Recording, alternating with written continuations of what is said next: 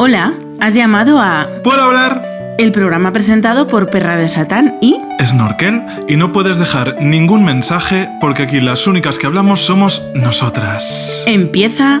¿Puedo hablar? Interior. Uy, madre. Piso, No, pero tienes que poner piso interior. 01 punto. 01 punto. Interior. Piso interior de Madrid. Tan interior que fuera puede haber un sol de justicia. Es la 1 de la tarde y mirad qué luz. Pero dentro las tinieblas que se extienden en el corazón de los protagonistas también invaden su alrededor. Dos mujeres rubicundas. Rubicunda, ojo nombre drag.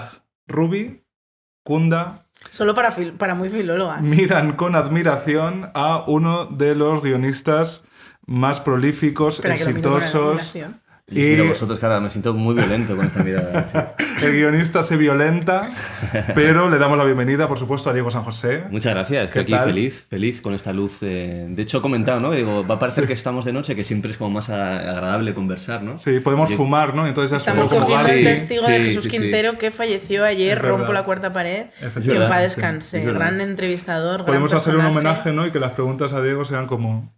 Con silencio, ¿no? Sí, como... Sí. ¿Qué opinas de la El muerte, destino. Diego? ¿Pero cuál sería mi perfil? ¿Sería como de intelectual o de esos catetos que él llevaba de Andalucía? Es decir, como que puedo... Es igual complicado, me gusta más el segundo registro que descubrió Yo creo que él, ¿no? sí. un punto intermedio, Que era ¿no? maravilloso, o sea, a mí Sí, me no, flipaba... Nos regaló, yo muy fan de Pozzi, siempre me fascinó esa figura como de... Claro. Lumpen mezclado con lo queer, Claro. y a la vez con una figura muy netamente andaluza, ¿no? Pero luego fíjate cómo somos, no sé si había que hablar de esto, pero ya que Aquí lo se habla de lo que surge. que es que se murió ayer, efectivamente, y cuando hoy ves las viñetas que recogen de su carrera como tal, saca las más intelectuales. De hecho, toda la gente ha colgado ese monólogo en el que dice que la gente de hoy en día se enorgullece de no leer. Y yo, en cambio, no has visto nunca un vídeo de risitas hoy, o yo no lo he visto. Y creo que el trabajo que él hizo con gente que aparentemente había que reírnos de ellos, él se reía mucho con ellos. Es decir, le daban ataques de risa por los chistes. Genuinos, vamos. Como muy sinceros. Entonces yo creo que, yo me quedo con esa parte, que es como la menos prosaica, ¿no? Es como... Luego él hizo Ese muchas trato es muy entrevistas guay. a presos. Sí, es verdad. como- Tenía un programa que era solo de presos, Sí. que estaba muy guay. Sí. Realmente el arte de la entrevista, ¿no? Desacralizado Sí. a los más grandes que también los hizo, ¿no? Sí. Llevarlo a la gente como Sí. pues más en los Sí. márgenes de la sociedad. Sí. Eso está bien, la verdad. Sí. Buen legado. Un poco lo que hacemos en Puedo Hablar, ¿no? Traemos a la gente de los Traemos a la gente que márgenes. está en los márgenes porque Para puede reírnos con haber, ellos, ¿no? puede haber algo más marginado que un guionista. Yo creo que sí, o sea que de hecho nosotros es verdad que tenemos voz para quejarnos, es decir, que estamos acostumbrados a que los guionistas hablen de que no figuran, ¿no? De que las películas no se escriben solas y demás, pero recordemos que hay muchos jefes de equipo fundamentales que ni siquiera tienen voz para quejarse, es decir, que ya la queja en sí es un pequeño logro, ¿no? Pero no piensa en los directores de foto y tú piensas, no sé, digo, o jefas de vestuario, lo que sea. Y eso sí que ni siquiera tienen la pataleta. La pataleta no está mal, es decir, que dentro de lo que cabe... Y es cierto que uno creo que tiene que ejercerla, y de hecho, aunque te guste o no, a mí partes de esta eterna batalla que me dan pereza también. Es decir, como que me da la sensación de que a veces somos cansinos y que podemos generar antipatía, ¿no? El hecho de que alguien sistemáticamente se queje. Pero creo que cuando de repente tienes algo de foco, casi por responsabilidad, no tanto contigo, sino con la gente que viene detrás, tienes que quejarte. Es decir, que yo tengo mucha suerte, pero me quejo pensando en la gente a la que yo de repente he dado clase y digo, hostia, ojalá ellos se encuentren en un lugar donde curren con un apellido y eso te permite tener buenas condiciones profesionales. Porque mucha gente puede pensar que nuestras quejas lo que esconden es coquetería, ¿no? En plan de, hostia, yo quiero estar en la alfombra roja, ¿no? Y no, realmente, en realidad, al final, lo que necesitas es que un productor llame a un guionista por ser quien es y no por ser un guionista. Porque un guionista, en clave neutra, es al peso, ¿no? Pues quién está libre. Y claro, cuando uno empieza a tener buenas condiciones de vida es cuando te llaman por ser pues tu nombre y tu apellido, ¿no? Y yo creo que eso es lo que hay que intentar que recoja la gente que ahora está estudiando. Gente a la que le has dado clase. Bueno, claro, Ese sí. tema tan interesante. Joder, pero para mí es guay. Verbigracia. Es guay porque fíjate, me pasa una cosa... Bueno, la gente no sabe que te he dado clase. Contemos Efectivamente. esto, porque luego quiero El contar una profesor cosa. Diego San José. Sí, que fue... El Además, profe. fíjate, lo primero que te he preguntado, ¿hace cuánto fue? Y fue hace muchos Fue años. hace muchísimos años. Curso 2009-2010. La película del momento era Pagafantas. Bueno, es ese año, es verdad, claro, de hecho igual la vimos en sí, clase, la vimos, es posible. Fíjate que yo no suelo recordar casi nunca a los alumnos y si lo recuerdo es por algún detalle extraño, como algún tipo de frase que dijo en clase muy rara y tal. Entonces sé por qué te recuerdo a ti. Ay, pero además esto no lo hemos dicho antes, yo creo que se puede contar. Sí, hombre, porque tú eras muy fan de alguien. Sí. Vale. De Paco Cabezas. Eso es. Para mí era la alumna que de repente llegas a una escuela de cine, guión y tal, y de repente hay alguien mega fan de Paco Cabezas, que es como que te rompe un poco el paso, ¿no? Como que en ese momento la gente, no me acuerdo de quién era fan, pero... Paco Cabezas es el Tarantino de España. El Tarantino de España. Y fíjate que iba Urbizu. O sea, como que había gente... A ver, Urbizu, evidentemente. A ver, era fan, pero yo creo que fan fatal. Era fan fatal porque al final lo que a mí me enseñó Paco Cabezas es que la paranoia que tú tienes en tu cabeza era posible. Porque el 2009-2010 fueron unos años donde empezó a cambiar lo audiovisual. Es decir, yo en ese máster todavía aprendí el audiovisual viejuno que ya no existe. Y en esos años empezó a cambiar. Y me acuerdo que cuando nos daban clase de guión de televisión, todavía nos insistían muchísimo en que esto lo tiene que entender tu abuela. Y las series tienen que reflejar todos los... tiene que haber unos abuelos, unos padres y unos hijos. O sea, todavía nos enseñaban un poco la tele desde ese punto de vista. Y yo lo que vi en Paco Cabezas es que las paranoias que teníamos los fans del cine españoles, que fantaseábamos con hacer películas como en Hollywood, pues él lo hizo. Y como Hollywood en toda la fantasía que Hollywood tiene, porque evidentemente Urbizu también se marca unos thrillers que flipas y probablemente mejores que los de Paco Cabezas, pero no tenían ese halo fantástico ni tenían a Mario Casas. Pagafantas no tuvo ninguna influencia en esa clase, es decir... ¿Sabes qué película tenía una influencia vital, pero real en mi vida? No Controles. Bueno, o sea, me parece la mejor comedia del cine español. Para mí, de lo que hemos yo hecho la Borja sigo y yo, viendo y me sigue ayudando. Yo normalmente no veo mis películas porque me da... Pasa un poco... ¿Os acordáis cuando te escuchabas tu voz en un cassette? Y que te da como todo el asco. Y además creo que es ser sensato que te dé asco. Es decir, si te gusta tu voz en un cassette, eres un cretino absoluto. Es la prueba del algodón. Y me pasa con las películas. Yo nunca las veo porque lo paso muy mal, porque te pasa un poco como contigo mismo. Te pesa más lo que no te gusta que lo que te gusta, ¿no? Y cuando ves una película el autoestima se desquebraja en 1000 pedazos, ¿no? Como yo cuando me miro al espejo, vaya. Es que es un poco mirarse al espejo, ver una película tuya, mirarse al espejo en sentido porque es el espejo creativo, de tu cerebro. Claro. Que tú te crees un genio y de repente dices, madre mía, vaya mierda me calcé aquí. Claro, uno cuando empieza puede sentir que va a llegar a ser Billy Wilder. Y luego ves tu película y dices, no, vale. No. Un 5 en Film Affinity. Sí, José Luis Heredia. José Luis Heredia y tal. Y con No Controles me pasó que sí que la volví a ver muchos años más tarde porque la ponían en Antena 3 de madrugada. Nunca la han puesto en una hora decente, de estas películas que fueron muy mal en taquilla y la ponen muy tarde. Y me lo pasé muy bien. Y eso no me pasa yo creo que con ninguna más. Pues aprovechamos para reivindicarla. Yo también, hablando de reivindicaciones, traigo una camiseta que no se ve porque tengo un micro delante. Espera, no se calla. A ver. Ay, madre.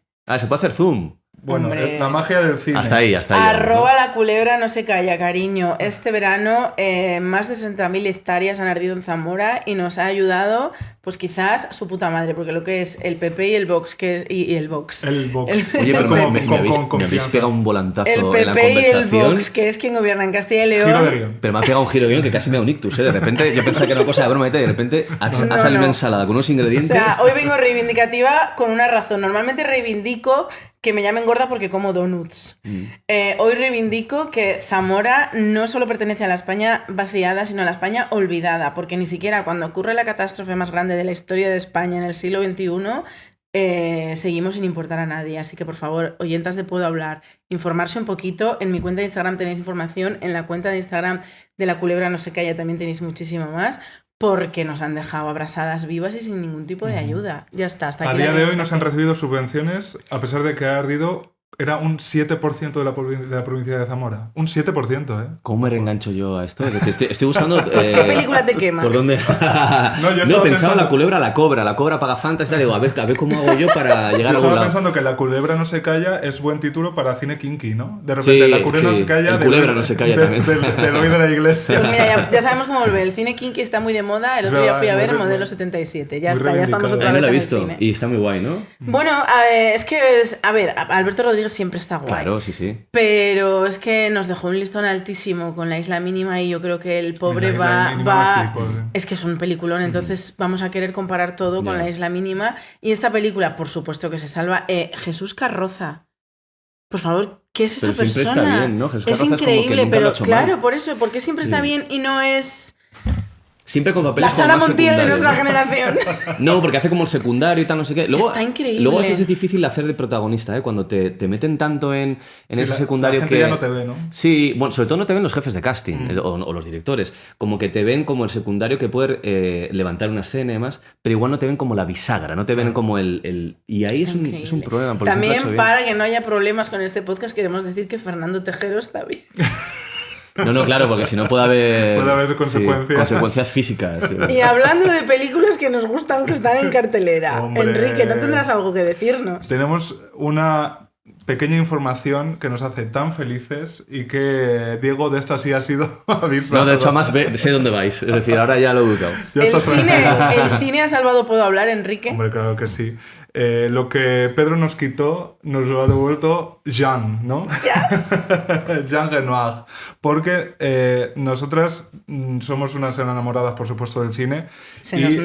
Nos hemos criado en las salas de cine. Yo me imagino que 3/4 de lo mismo. Es decir, nos hemos enamorado de este arte que nos ha comprendido mejor que la sociedad que lo generaba en la sala de cine. Entonces, nos hemos puesto de acuerdo con los cines Renoir, gran institución totémica de las salas de cine en España, y a partir de ahora os traeremos simpaticísimas recomendaciones para que vayáis al cine, en cariños. colaboración con los cines Renoir. Siempre os diremos pelis que estén en cartelera para que podáis ir a verla, y encima arrancamos con algunas sorpresillas, pero de momento vamos a ver qué recomendación nos trae nuestra colaboradora a partir de hoy, Begoña Piña, una institución también del periodismo cinematográfico de España, y que es una peli que podéis ir a ver. Que se llama como mi madre. ¡Ay! O sea, puede ser mejor más colaboración. Razones todavía. Pues, y Piña, mi fruta favorita. Bueno. Pues ya está. Y Begoña, la Virgen de Bilbao. O sea, como pues ya estaría. O sea, esto es una señal... Tengo que preguntar su segundo apellido, a ver si tiene una relación conmigo. Pues sí, Begoña Piña nos trae una recomendación. Encima esta semana es la fiesta del cine. Literalmente os cuesta 3,50 ir al cine hoy y mañana todavía. Así que vamos a escuchar a Begoña. Hola. Ya está en los cines la película sobre David Bowie, Moonage Daydream. El director es Brett Morgen, autor sobre todo del Chico que conquistó Hollywood, sobre Robert Evans, un productor clave y metido en todos los escándalos de Hollywood. Pues ahora Morgen ha dirigido esta película sobre el proceso creativo de Bowie y su transformación constante. La película es un retrato artístico sobre este tipo genial, es un trabajo inspirador y muy contagioso. Estoy segura de que van a nacer nuevos fans de Bowie con ella. La película, en palabras del propio Bowie, es un flip en una ensoñación lunar. Es excepcional por muchas cosas. Una, está narrada por el propio Bowie. 2, el director tiene acceso al archivo personal del músico que no se conocía hasta ahora. 3, visualmente es extraordinaria. Hay imágenes de películas maravillosas, desde Un perro andaluz o Metrópolis hasta algunas en las que participó él, como El Ansia. Hay montajes caleidoscópicos de fotografías, de conciertos, de paseos por varias ciudades. Es genial y divertidísimo la entrevista que le hicieron en los 70 sobre la bisexualidad. Bowie ya arrasaba entonces con las barreras sobre identidad de género y sexualidad. Dicen de él en la película hombre, mujer, robot. Que fuera, que sintiera o que quisiera parecer, daba lo mismo y sigue dando igual. Bowie era y es el rey del glam, el gran icono queer. Nos vemos en el cine. ¿Cómo me gustó Moonage Daydream? O sea, qué gozada, porque además es como un montaje frenético, unas como composiciones... el cerebro de un artista. Sí, o sea, casi videoarte, sí. Pero que te explica muy bien los procesos creativos, que es una cosa tan inasequible en realidad a la explicación, ¿no? O a definirlo o a compartirlo. Total. O sea, que recomendadísimo. Y yo que aquí he tenido que confesar, y lo confesaré otra vez, es algo que me pesa, pero no deja de ser verdad, que a mí no me apasiona Bowie. O sea, me puedo escuchar sus cancioncillas, pero no es una figura que me apasione. Y sin embargo, disfruté muchísimo del documental. El nivel se acabó y dije, no, yo quería más. Y es larguito, son 2 horas y cuarto. Y vamos, yo me las metí por el culo de una manera increíble. Oye, y sale esto que habéis visto seguro, el paseo ese que sea Bowie por España. No sale, yo estaba esperando, digo, hombre, que es alucinante. Hay tanta caleidoscopio, como decía Begoña, de imágenes, que quizá hay alguna imagen, pero sí, ponéis... Ese paseo, ¿lo has visto ese paseo? YouTube. No. Es increíble. En YouTube que es increíble. Poned en YouTube David Bowie Madrid. En tiempo real, además, como él va andando y se cruza con gente de Madrid, con gente que define la España de la transición. Bueno, los looks, llevar, ¿no? Le hablan, uno le pide un autógrafo, le hace gracia a todos, se fija en gente fea, dice, mira ese que pinta esta, no sé qué, gente de la España de verdad. O sea, yo creo que para entender la España de transición hay que ver el paseo de David Bowie por Madrid. La justaposición de la modernidad mundial más con la absoluta España más rancia. Y la España castiza ahí en todos los suyos. Y queridas oyentas de Puedo Hablar. Más cosas, hija. Hay una sorpresa para ti. Y es que no solo... También muy marica. No solo nosotras hemos sido patrocinadas vivas por los Renoir, sino que vosotras también podéis llevaros un trocito del pastel, cariño. Tenemos un simpático concurso. Corred a Twitter, ahí estará publicado todo. Y este simpático concurso consiste en que tenéis que seguir a nuestra cuenta, tenéis que seguir a @cinesrenoir y responder a la siguiente pregunta. ¿Por qué quieres ir al preestreno de Peter von Kant? Sí. Porque las entradas son para el preestreno mañana de la peli nueva de François Ozon, que es Peter von Kant. Que es que lo he pronunciado en zamorano. Que es casi una versión de Las amargas lágrimas de Petra von Kant de Fassbinder. O sea, que es el Almodóvar francés, como siempre se ha llamado a Ozon, haciendo su película homenaje a Fassbinder, que Almodóvar es el Fassbinder español, porque el Fassbinder fue antes. O sea que es un cortocircuito de ilustres maricas cineastas. Hayáis entendido o no, lo que sí podéis hacer es participar en el concurso. Todas las reglas están puestas en nuestro Twitter y podéis ganar 3 invitaciones dobles para el preestreno en Madrid y 3 invitaciones dobles para el preestreno en Barcelona. Eso es, en Madrid es en Los Renoir Princesa y en Barcelona en Los Renoir Florida Blanca, porque somos un podcast descentralizado. ¡Tarán! Continuamos con Diego San José. Gracias, Cines Renoir, gracias, Begoña Piña. Yo quería decir que el Almodóvar francés pensaba que era Pedro Almodóvar. Es decir, como que... ¿no? Como está incluso el Almodóvar alemán. Claro, sí, pero como que es muy de Francia, ¿no? Almodóvar, ¿no? David Bowie, por ejemplo, era el David Bowie inglés. Claro, sí, ¿no? ¿Y el español quién sería? Porque sí se jugó, ¿no? O sí que ha habido... Paco Clavel. Bueno, le hubiera gustado mucho, ¿no?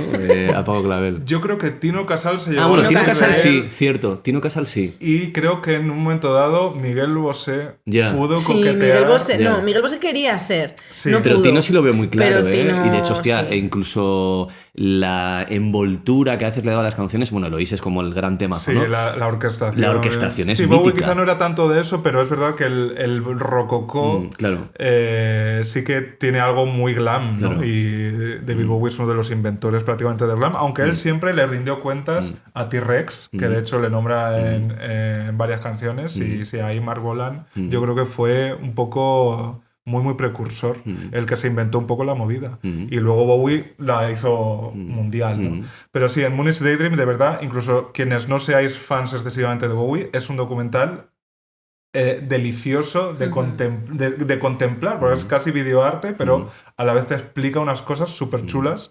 Y si encima eres fan, es que no deja de sonar música. Entonces ya es solo eso. Claro. Y hay mucho material inédito, muchos vídeos caseros. Es, vamos, increíble. ¿Tú cuándo te diste cuenta, Diego? Momento Quintero. No, los volantazos son sí. Vamos a ello, vamos a jugar. ¿Tú cuándo te diste cuenta de que en las películas había una cosa... Que era el guión. Que era el guión, ¿no? Que no era un grupo de gente... Claro. Por eso, por ejemplo, John Waters siempre explica que cuando empieza a jugar con el Super 8, claro que era como, pues, Divine, ¿no? Sí. Sus amigos, pues venga, pues ahora tú... Y digo, no... Si claro, lo traigo preparado... Claro. Pero es que también John Waters empezó a filmar a unos personajes que ya estaban creados. Es decir, es que Divine ya era un personaje... Sí. Yo creo que se creó ante la cámara de John Waters, sí. Pero bueno, sí, eran sus amigos, eso sí. Entonces era como jugar un poco como con los Playmobil. Eran los Sims de antes. Efectivamente. No, y de hecho, posiblemente John Waters, cuando empezó, digamos, al guión estar más presente, sus películas creo que son peores. Es decir, que cuando él igual es más consciente de la estructura y de que hay que contar un relato y demás, creo que pierde algo que tenía con que al final coja una mierda y se la coma, ¿no? Que eso no te lo pide nunca un guión. Es decir, bueno, claro, el arco de un personaje no va a acabar nunca con comiendo una mierda de perro. Entonces creo que a veces y esto creo que está bien que lo digamos los guionistas, que a veces la carencia de importancia al texto es importante. De hecho, a mí las películas que a mí más me gustan como espectador son aquellas donde no entiendo la estructura o que no entiendo por qué me han contado algo. No lo entiendo en un sentido teórico. Si a mí una película muy buena la puedo desmigar y la puedo entender, ya me gusta, pero no la respeto tanto. Cuando algo de cine no está en el texto es cuando digo, hostia, ¿esto cómo lo han atrapado, ¿no? Porque el guión está... Tienes un año para pensarlo, pero cuando tú vas a rodar es ese día, ¿no? Entonces que en ese día puedas atrapar algo, por pequeñito que sea, creo que es lo más guay. Y con la pregunta, fíjate, yo no recuerdo en absoluto cuando de repente digo, claro, las películas tienen algo que está detrás que a mí me gustaría hacerlo. Lo más parecido a eso, y no es exactamente responder, pero creo que lo vais a entender, porque para mí sí que fue muy relevante, yo soy de Irún, y en Irún tú ves... Al menos veías cuando yo era pequeño, las teles públicas francesas gratis porque la antena las recibe. Entonces llegan hasta, es frontera con Hendaya. Entonces yo recuerdo que los sábados por la mañana, en el desayuno, muy pronto, había una serie que era en blanco y negro. Yo estudiaba francés en el colegio, entonces más o menos entendía el argumento. Y siempre me fascinaba esa serie, que no sabía cuál era, lo supe más tarde, porque en los últimos 2 o 3 minutos ocurría algo que era alucinante, que cambiaba el sentido de todo y te quedabas en plan flipando, ¿no? Compañeros. Que era la dimensión desconocida, ¿no? Imagínate. Y la dimensión desconocida, que luego entiendes que ahí había Rod Serling, que estaba Richard Matheson y más. Pero sí que recuerdo la cosa de decir... ¿Cómo harán para que siempre yo, incluso aunque esté preparado para una sorpresa, aún así cuando llega la sorpresa me quede en plan flipando, ¿no? Y ahí sí que creo que a través de eso sí que me empezó a interesar sobre todo el concepto de la sorpresa, que creo que cuando eres pequeño te interesa más que el relato, ¿no? Que es una cosa como mucho más permanente y no tan sorprendente. Pero no recuerdo haber tenido inquietud por el guión. Y de hecho yo no he estudiado guión, yo estudio administración y dirección de empresas. Anda, que posiblemente es la cosa más papeles, que es la cosa como menos poética y más lejana a contar algo, pero al guión llego bastante por casualidad y luego he tenido mucha suerte y me he quedado. Pero no he tenido yo una búsqueda ni una especie de quiero ser guionista. Es verdad que sé que no quiero ser director, que también es una... Tengo más claro lo que no quiero ser que lo que quiero ser, pero estoy en el guión sin recordar cuándo descubrí que el guión era algo que estaba detrás, que articulaba un poco las ficciones. De todas formas dices, yo no estudié para ser guionista. Es que estudiar para ser guionista es una cosa bastante reciente, por lo menos en España. Porque... la persona a la que más admiro yo en el mundo y de la que no me canso nunca de aprender y casi le rindo culto es Rafael Azcona. Rafael Azcona, ¿qué coño iba a estudiar para ser guionista? Rafael Azcona tuvo que escribir porque, en ese momento le daba de comer, necesitaba dinero. Dijo, pues mira, por esto me pagan. Bueno, pero escribía cuentos, Sí, empezó escribiendo novelillas y tal, y además novelas estas que se vendían en el kiosco populares. Vamos. Sí, pero bueno, al final eso es ir haciendo callo, de repente conoce a alguien que le dice, oye, pues tu novela me gustó, ¿por qué no la hacemos un guión? Te quiero decir, ser guionista es algo que probablemente no necesites estudiar. Si lo estudias te viene muy bien. O sea, yo que hice un máster de guión aprendí muchísimo. O sea, probablemente estudiar un máster de guión es que todo lo que tú en tu vida podías haber aprendido en 3, 4, 5 años, pues te lo condensan en un año. Y oye, pues eso está bien, ¿no? Das como un paso más avanzado. Pero y que tiene no una cosa, es, fíjate, que no es necesario. Y de hecho tú esto lo vas a saber mejor que yo porque yo no lo estudié, pero lo que sí que creo que siempre es importante de estudiar cosas como guión es que es muy normal que, no sé si pasa en Zamora, en Irún pasa que cuando tú de repente te puede interesar qué hay detrás de una película y demás, nadie más a tu alrededor le interesa. Hombre, por supuesto. Entonces como que digamos que emocionalmente, ya no hablo ni siquiera del conocimiento, emocionalmente uno se puede sentir un poco una isla abandonada y creo que a veces uno no llega a ser cosas porque nadie más le acompaña, es decir, como que igual tienes una pulsión de ser lo que sea en la vida, que como no conoces a nadie más que lo quiere ser, te desmotivas y lo dejas.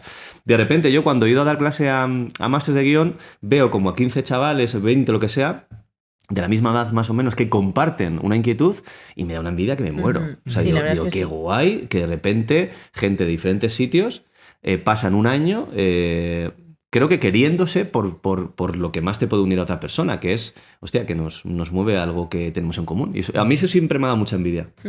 Eso creo que sí que está guay. Aunque tú no estés formado, digamos, oficialmente, cuando tú estás escribiendo un guión, en la fluidez de la historia que se te va ocurriendo, te separas de vez en cuando y dices, vale, técnicamente, ¿no? O digamos, estructuralmente, ya me va pidiendo esto un giro, ya estoy llegando, el acto ya lo tengo que ir concluyendo, ¿no? Como que... Más o menos. Es decir, hay gente que sí que a esto le da, una importancia fundamental y, por ejemplo, en pizarras utiliza tarjetas de colores y más. Yo eso no lo he hecho nunca, porque no sé utilizarlo, es decir, no sabría qué hacer con las tarjetas de colores. De hecho, me compré una pizarra y no la usé. O sea, no me la compré porque pensé que me iba a facilitar algo. Pan. Y no y además es muy grande y nunca lo he utilizado. Entonces, eso no lo hago. Creo que sí que poco a poco he desarrollado una especie de intuición de que me hacen falta cosas que no están llegando y me obligo a recuperarlas. Pero en general no pienso tanto en técnica, sino en que me vaya interesando por algún motivo lo que estoy escribiendo en ese momento. Y normalmente creo que tiene que ser por razones personales y no narrativas. Es decir, que si me interesa lo que pasa a un personaje, me interese porque me imagino que a un amigo mío o a mí mismo le está pasando. No tanto porque de repente lleve 20 páginas y que tenga un giro, o que de repente el tercer acto tenga que acabar bien para que tenga un arco de personaje, ¿no? De hecho, Pagafantas es una película que es la primera que escribo con Borja, que no acaba bien, es decir, que el personaje está en el mismo punto que en el principio, que técnicamente sería un error, porque siempre te cuentan que un relato sirve para que a alguien le falta algo y finalmente cambie en algún aspecto, o para bien o para mal, pero cambie. Entonces el hecho de que no cambie en nada sería como un error académico, ¿no? Y lo que nos pasaba es que nos hicimos una pregunta, o sea, éramos conscientes de que eso era un error, pero nos preguntábamos cómo tenía que acabar la película y teníamos dos tipos de respuestas. La del guionista tiene que cambiar, es decir, tiene que aceptar que es un pagafantas o tiene que acabar con ella. Y la que creo que hay que preguntarse siempre, que es, oye, para ti, ¿cómo debería acabar el relato a nivel personal? Tú como persona, no como guionista. Pues nosotros pensábamos, ¿no? Si es que el que es pagafantas, con esa persona, con otras igual no, pero con esa persona no tiene solución. Y se mantiene siempre vitalmente en el mismo lugar. Entonces decidimos acabar la película por lo que pensábamos y no por lo que creíamos como guionistas. Y creo que es una cosa que hay que hacer siempre que uno puede. Y de hecho creo que el guionista acaba devorando las opiniones personales y el espectador que somos también acaba devorando los temas que nos interesan y acabas intentando hacer aquello que has visto, hoy en día en series sobre todo, y creo que es una pena. Y esas traiciones a los modelos más o menos hegemónicos y tal, como guionista yo entiendo y celebro como que uno se atreva, ¿no? Encima si es una primera peli, todavía más. Pero luego llegas a los productores y te encuentras con, este final, claro, este personaje, este tono, este chiste, ¿no? Cuanto más grande es el productor... Voy a intentar cambiar de plano porque es como que se te ve un poco de escorzo, pero tú habla con comodidad. ¿Pero quieres que hable mirando...? No. Quiero que beneficiamos, como dicen los actores, ¿beneficio a la cámara? Beneficiamos que nos mires a la cara, que es mucho es que yo disfruto más mirando. Estimulante. Vale, guay. No, pues yo creo que, fíjate, es verdad lo que dices, y creo que cuanto más grande es el productor, cuanto más pasta hay en juego, menos posibilidades de romper el paso a lo que uno puede esperar, ¿no? Yo recuerdo que películas que hemos hecho Borja y yo más ambiciosas en cuanto al número de copias que iban a salir, si alguna vez hemos coqueteado con la posibilidad de que acaben mal, sobre todo siendo comedia romántica, si la película tiene más de 300 copias, dicen, mira, no, porque si acaba mal, el espectador no se la recomienda el lunes en el trabajo al compañero, ¿no? Entonces, como que eso puede ser un problema. Yo creo que está bien estar ubicado. Si quieres currar en ese tipo de películas, está bien que aceptes que tú no eres especial y que esas películas se han hecho antes que tú y se seguirán haciendo cuando tú no las hagas. Las películas que son para el gran público, ¿no? Y tienen unas reglas súper concretas que no van a ponerse a tus pies para cambiarlas. Si quieres hacer historias que de repente acaben mal o acaben de una manera que no sea la más o menos esperada, haz películas de 100 copias o de menos copias, o haz series con poco presupuesto. Y creo que está muy guay hacer las dos cosas. ¿No? Sí, ve a Carlo Vivari y... Pero algo, o sea, estamos hablando aquí en subtexto, que es una cosa muy de guionistas, estamos hablando de 8 apellidos vascos. Bueno, 8 apellidos vascos se planteó, Borja y yo nos planteamos que acabase mal. O sea, que de repente... o sea, no que acabase mal. A mí me gustan mucho los finales donde acaban bien y mal a la vez. Es decir, no me gusta un final que sea 100% feliz ni 100% dramático porque es muy fácil escribir el desastre. O sea, escribir que algo sale mal es súper sencillo de escribir. Mucho más que acabe bien. Curiosamente, para la crítica es mucho más respetado que algo acabe mal, cuando para el guionista es súper sencillo. Porque lo que acaba bien tienes que darle una lógica y una verosimilitud. Pero que las cosas acaban mal. Es súper sencillo, ¿no? Entonces a mí lo que me gusta es que acaben mal y bien a la vez, que me parece como una mezcla curiosa. Entonces nos parecía que un final como perfecto para una historia de dos personas que tienen muchos prejuicios es que superasen el prejuicio, pero acabasen cada uno por su lado. Es decir, que el viaje sirviera para que cada uno dijera, hostia, estaba equivocado, no voy a acabar enamorada de ti. Y evidentemente no te dejan. No te quiero, pero bueno, ahora ya los vascos no me caen. Bueno, pues por lo menos pienso que los vascos no me van a pegar un tiro, ¿no? Gran enseñanza. Que es como una gran enseñanza que ha implicado un viaje, ¿no? Pero sí, cuando la película se trata de convocar a mucha gente en el cine, y fíjate que en este caso, en este ejemplo concreto, hay que darle razón al productor, porque la fue a ver mucha gente, pues... es que no es que la fuera a ver mucha gente, 10 es que millones de fue un espectadores, fenómeno. claro, eso es tremendo. Pero creo que lo importante es estar ubicado, porque... a veces a mí me da mucha pena, ¿no? Que hay gente que de repente noto que se acerca al cine muy pequeño o a las series muy pequeñas esperando tener un gran éxito cuantitativo. Es decir, hacer una película de 60 copias y decir, oye, que igual entra cuarta en taquilla y con 60 copias no puedes entrar ni en los 10 primeros. Es decir, como que es que sepas dónde estás. Y cuando sabes dónde estás, creo que más o menos puedes acertar mejor lo que buscas, ¿no?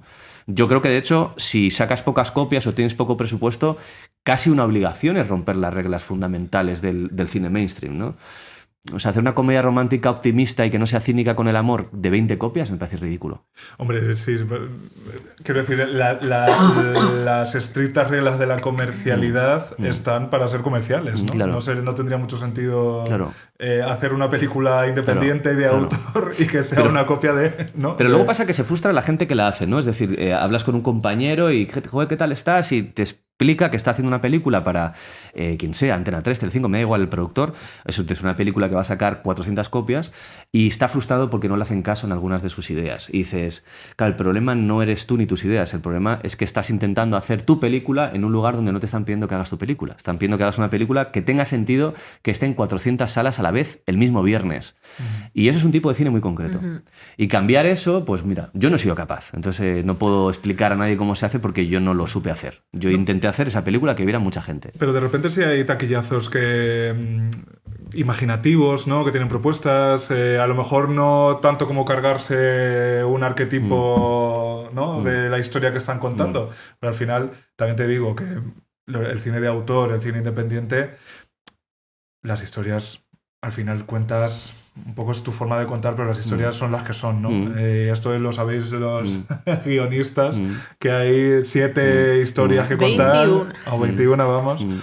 Y que al final es darle vueltas a eso y todas son el Mago de Oz, además. Sí, es verdad que hace poco lo dijo alguien, ¿no? Que todas eran... se lo leía a Juan Sanguino. Era un Cohen, es que ¿no? Era un Cohen, es verdad, sí. Uno de los 18 Sí. un Cohen. Hay 21 historias intercaladas y 18 Cohens. Pues uno de ellos ha dicho. Que todas las pelis son el Mago de Oz, y un poco sí, ¿no? Viaje, amigos extraños, con los que uno en principio no compartiría tal, y uno madura y vuelve a casa, pero ha madurado. Desengaño, ¿no? Sí, y vuelta a madura, casa, pero ya tú eres... Y un perrito. Yo creo que un perrito es súper importante en todas las películas. Sí, y una persona que casi fallece a causa de la pintura tóxica con la que le pintas todos los días. No, pero yo... o sea... Sí, creo que, a ver, que esto no lo digo en perjuicio del arte cinematográfico. O sea, todo lo contrario. O sea, a mí lo que más me fascina de escribir es que con muy pocos elementos, que pueden ser esas 21 historias universales, o los arquetipos, o los llámalo como te dé la gana, con muy pocos elementos...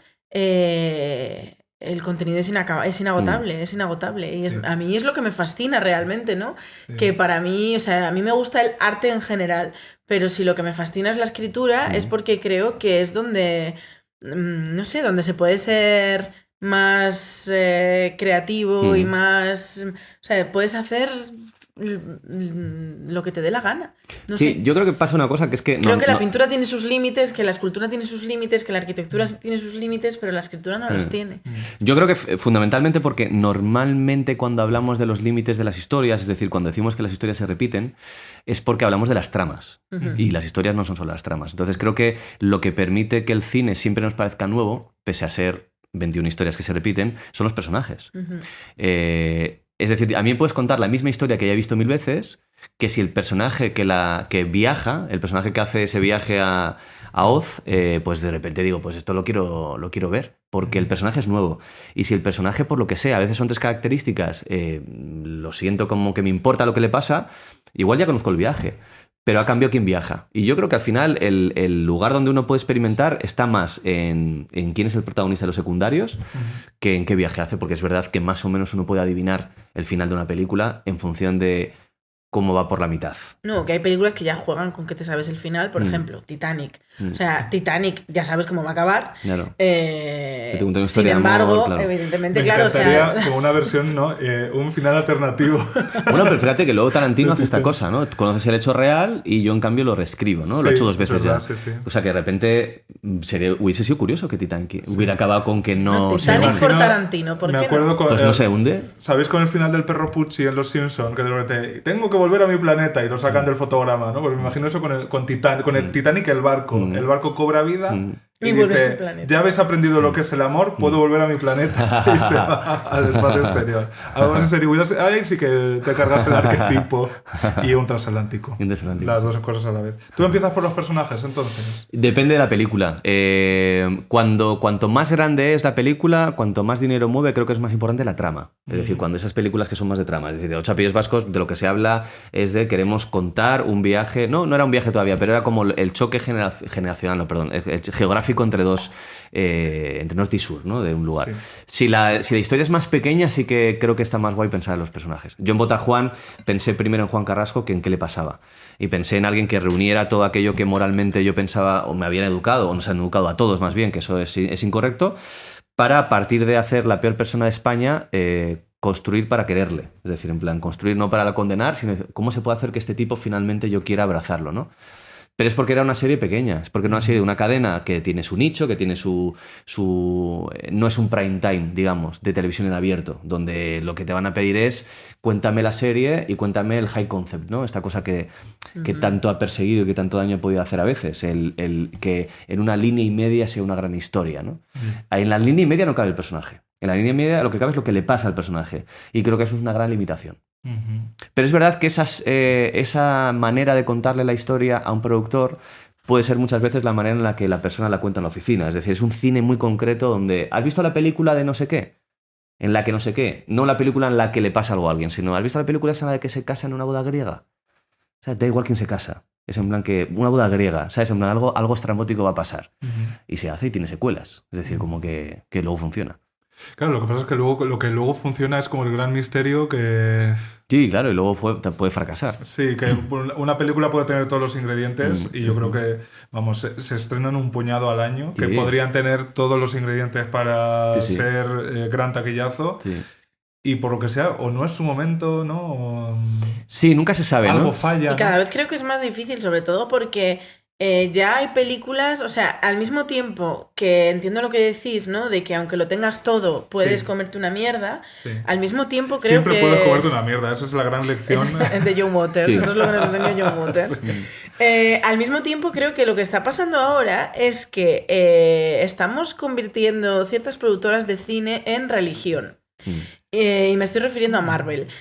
Porque lo que consigue Marvel es que aunque te comas la mierda, sales contentísimo del cine, que a mí eso es lo que me fascina, ¿no? Que ya Marvel ha conseguido que sus estrenos y sus películas sean un evento, o sea, lo que consiguió Titanic a fuerza de estar mucho tiempo en las salas, o 8 apellidos vascos a fuerza del boca a boca, ¿no? Lo que se consigue después, porque además lo de 8 apellidos vascos fue como muy curioso, porque no empezó siendo el número 1 o bajó, pero luego ya empezó siendo subió... número 1 con poco dinero y digamos que sí que la quinta semana o así es cuando de repente tuvo como un bajón y de hacía, repente, o sea, el boca a boca realmente es lo que funcionó. Sin embargo, Marvel lo que hace es que todo ese boca a boca te lo produce, te lo fomenta y te lo manda antes para que ya su película, aunque sea una mierda, que algunas lo son, bueno, a mí no me gusta, a mí solo me gusta Spider-Man, la verdad, ya sean un éxito en nivel económico, claro, bueno, y nivel cultural también, porque al final Marvel ahora mismo es el nuevo Disney, bueno, es Disney. Es el cine comercial de hoy en pero día, ¿no? es el nuevo Disney, el Disney que a nosotros nos dio La Sirenita, La Bella y la Bestia, no sé qué. Que en ambos casos hay un patrón común, que es que yo creo que tanto las películas Marvel por una ingeniería marketingiana o en el caso de 8 apellidos por, pues por centralizar una cierta sensibilidad que cristalizó ahí, en los dos casos se trata de recordar a la gente lo que se disfruta una película en las salas. O sea, 8 apellidos devolvió a gente a las salas. Sí, y además con las comedias pasa especialmente. Claro, o sea, de repente la gente redescubrió o descubrió, porque algunos no lo habían vivido, que reírte en una sala oscura con una comedia rodeada de 100 desconocidos es una experiencia que tú en tu casa es imposible que tengas. Pues tienes Igual toda la que razón. Marvel son las únicas pelis que mucha gente va a ver al cine y que por más mierda que sea, que yo no lo sé, yo la verdad me bajé de ese barco transatlántico hace mucho, pues redescubren una vez al año que ver una peli que en el podemos llorar cine... juntos mientras muere Iron Claro, Man, o sea, perdón por el spoiler. que lo que mola compartir esa experiencia. Entonces, lo que es una pena es que el ciclo del negocio del cine se esté reduciendo a eso, ¿no? Que mucha gente vaya simplemente cuando es un evento, ¿no? No cuando a ver una película cualquiera. Que al final, una película cualquiera vista en la sala siempre puede generarte una experiencia que verla en tu casa es complicado, aunque somos muy defensores también del cine en casa, quiero decir. Nosotros somos generación VHS. Ya no, pero hay una cosa, además es que me he acordado de algo que yo no me acordaba. Yo fui a ver 8 apellidos vascos al cine y fui tarde. O sea, no sé qué semana sería, pero sí sé que fui tarde. Y la fui a ver con mi madre, porque me parecía una película como muy de llevar a tu madre.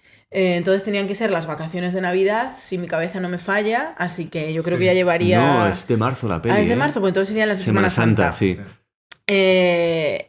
Bueno, que me la llevé al cine y ya llevaba unas semanas. Y me acuerdo que me reí muchísimo. Y yo dije, qué bien, oye, qué comedia más buena, que me he reído muchísimo. Cuando fuera, tiempo después, la he visto sola en casa y no me he reído. Claro, eso además me parece, me parece muy sensato. De hecho, fíjate, a mí me pasa una cosa que fíjate, además creo que nunca lo he contado y estabais hablando y me he acordado. Yo en un tren, yo estoy yendo a Irún y en el asiento de al lado mío hay un chaval que está, yo no ni le saludé ni le conocía nada, y a mitad de viaje sacó el móvil y en el móvil empezó a ver 8 apellidos vascos.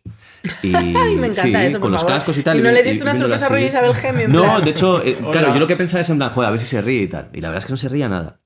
Entonces estaba viendo la película y además, como mirando el móvil con cara de ¿esto qué es? Y llegó un momento dado en el que yo miraba mucho el móvil y llegó un momento dado en el que ya empezó a saltar la peli. O sea, como que iba avanzando y vio cómo acabó. Yo creo que la vi como en media hora, la peli entera. Es decir, que empezó a saltar tal no sé qué. Entonces yo lo que pensé fue, claro, es que esta película en un móvil... Digo esta película no porque sea 8 apellidos vascos, sino que creo que las comedias... Cuando de repente en una sala la gente se ríe, la misma película tú percibes que es mucho mejor película. Vamos, muchísimo mejor. Porque yo en mi casa es muy raro que yo me ría con una película. Súper raro. Sí. Yo recuerdo, fíjate, no es lo mismo, pero de chaval, ahora que hemos dicho VHS, es verdad que creo que el VHS a veces lo compartíamos colectivamente. Sí. Con mis yo recuerdo ver muchas veces estas películas de agárralo como puedas, aterriza como puedas, con mis amigos de Irún. Y yo no me he reído más en mi vida que eso. O sea, es imposible que yo me ría más en hora y media que viendo a Frank Drebin en Agárralo como puedas 2. Porque estaba con mis amigos y el descojono de ver a mis amigos reírse y tal, no sé qué, me contagia y es explosión. Si yo veo 8 apellidos vascos, bueno, 8 apellidos vascos también sin duda, pero Agárralo como puedas solo no me río. No me río porque necesito esta cosa de la colectividad. Sí. Y creo que la comedia es del género, junto con el terror, posiblemente, el más castigado por la ausencia o la que haya menos salas. Total. O sea, creo que le viene muy bien. Y creo que si crees que te va a gustar una comedia y está en el cine, intenta verla en el cine, porque va a ser mucho mejor experiencia para ti. Y lo mismo con el terror, o sea, a mí lo que me engancha de ir a Sitges, porque en Sitges también comemos mierda, cariño, vamos, que comemos mierda, pero a toneladas. Y no son las películas que van sobre coprofagia, ¿no? Pero lo que me engancha de Sitges es que luego yo estoy en mi casa viendo una película de terror sola y quiero aplaudir a la pantalla y digo, pero ¿qué sentido tiene este aplauso que has hecho a esa muerte ¿Dónde está absurda?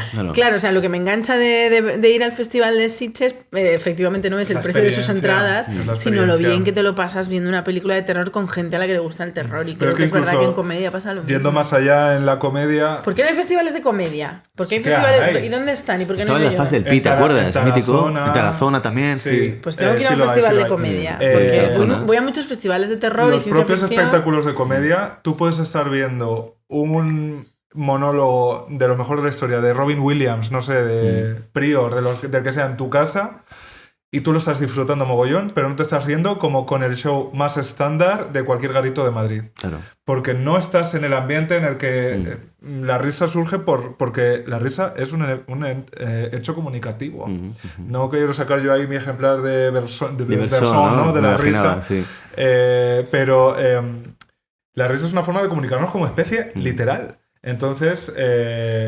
reírte si no es para, o sea, hacia una pantalla o hacia una pared, pues hombre, ocurre, pero no ocurre de la manera en la que genéticamente, ¿no? O evolutivamente estamos predispuestos, ¿no? Es como hablarle a una cámara, ¿no? ¿Por qué es tan difícil? ¿Por qué los buenos presentadores tienen algo que no se puede explicar? Porque le hablan a una cámara y parece que te están hablando a ti, ¿no? Entonces eso es una cosa que muy poca gente realmente porque consigue, los buenos ¿no? podcasters como nosotras. ¡Hombre! Parece que estás aquí sentada con nosotras compartiendo. Hoy no tenemos simpáticas rosquillas, pero bueno, incluso, ¿no?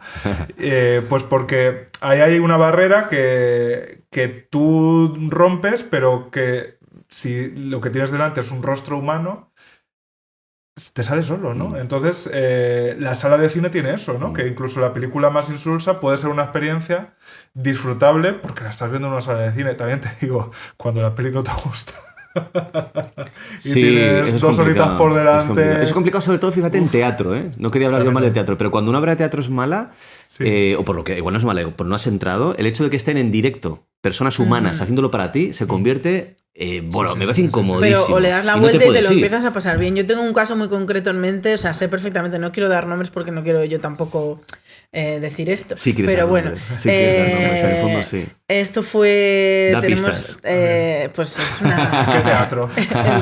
el Bellas Artes, que ahí como tenemos a la simpaticísima Canelli que me regala mi entradillas, pues yo, oye, ya que tienes entradas gratis, procuro ir a ver todo lo que hay, ¿no? Bueno, malo, bueno, he visto cosas impresionantes y he visto pues también alguna cosa más regular. Y hubo una en concreto que, vamos a dejarlo así, era el monólogo de una mujer. ¿No? Puede ser 5 horas con Mario, puede ser... Había pensado en 5 horas con Mario. Claro, por eso lo dejo ahí, ¿no? Era una mujer sola en el escenario haciendo un monólogo. Bueno, claro, empiezas, yo no sé a lo que voy a ir a ver, porque como voy gratis es como lo que me echen me lo trago. No sé lo que voy a ver cuando entro en el Bellas Artes. ¿Puede ser que el espectáculo fuera, el nombre fuera una expresión popular de un momento histórico de España? Puede ser. ¿Sabes cuál es? Joder, me siento fatal porque quiero saber quién es. Luego off the record. Hostia, pero fíjate, es una pista buena, ¿eh? Me está empezando a sonar algo. Fíjate. Hasta ahí podemos leer. La cosa es, bueno, la obra empieza, yo no sé lo que estoy viendo. Es una cómica, entiendo que es de comedia, es un... No. ¿No?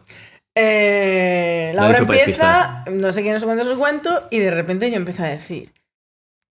Hay cosas aquí que no entiendo. Y cuando esto me pasa, solo puede haber dos explicaciones. Uno, o lo que estoy viendo es muy malo o es muy bueno, ¿no? Una de dos. Pero yo dije, teniendo en cuenta muchas cosas, creo que va a ser muy malo. Y entonces dije, vale, estoy viendo una obra muy mala. Pues chica, ya que estoy aquí encerrada, lo que tú dices, no, hay una persona ahí a la que no quiero faltarle el respeto. Porque... Es reciente. Yo estoy empeñado, ¿sabes? ¿De cuándo es? Es que tengo no, una ya posibilidad. fue prepandemia, ¿eh? Entonces no es lo que yo pensaba. Entonces yo creo que tampoco. Yo pensaba en una. ¡Ay, madre! Es posterior. Bueno, pues mejor. Que debería ser como intensa y posiblemente falló lo que debería ser como intensa lo que... Claro, sí. Es que Yo tengo una, pero no va a ser. Y nada, no estaba funcionando, o sea, no estaba funcionando nada, es que no estaba funcionando la actriz, no estaba funcionando nada, la conexión con el público. Y yo pensé para mí, yo podría levantarme e irme, pero como estás en teatro es directo, muy cómodo, en teatro no puedes. Yo dije, no, mira, voy a aguantar y simplemente voy a entender, voy a ubicarme, lo que decías tú antes, ubícate, ¿no? Pues yo me ubico, mira, estás viendo una obra de teatro que está saliendo mal. Vamos a divertirnos. Oye, pues me lo pasé de puta madre. Lo malo es que ya hacia el final otra persona no hizo el ejercicio mental que hice yo y de repente cuando llegábamos al final, que era el momento más dramático realmente de la historia, cuando se iba un poquito todo de madre, un señor empezó a roncar tan fuerte que la actriz se dio cuenta de que había una persona roncando, entonces se puso más incómoda. O sea, es que salió todo lo peor que podía salir. Pero yo me lo pasé bien. Dije, mira, pues esta experiencia en el teatro nunca la había vivido. ¿Sabes? Un 10.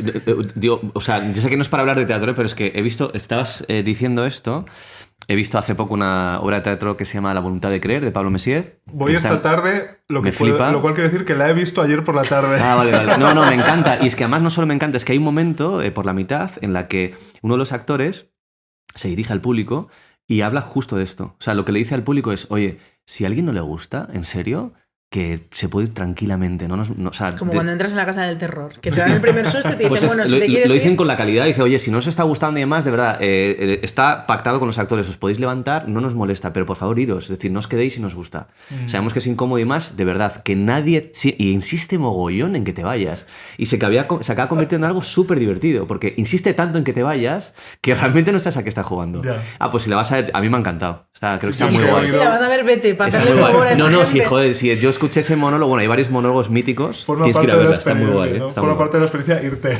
Sí, pues más o menos decían eso. Además te dicen, ya no pillas el dinero porque te lo dicen a la hora. Ojalá ir 2 veces, en plan, una voy y me la veo y la otra voy y me veo. Para irte, ¿no?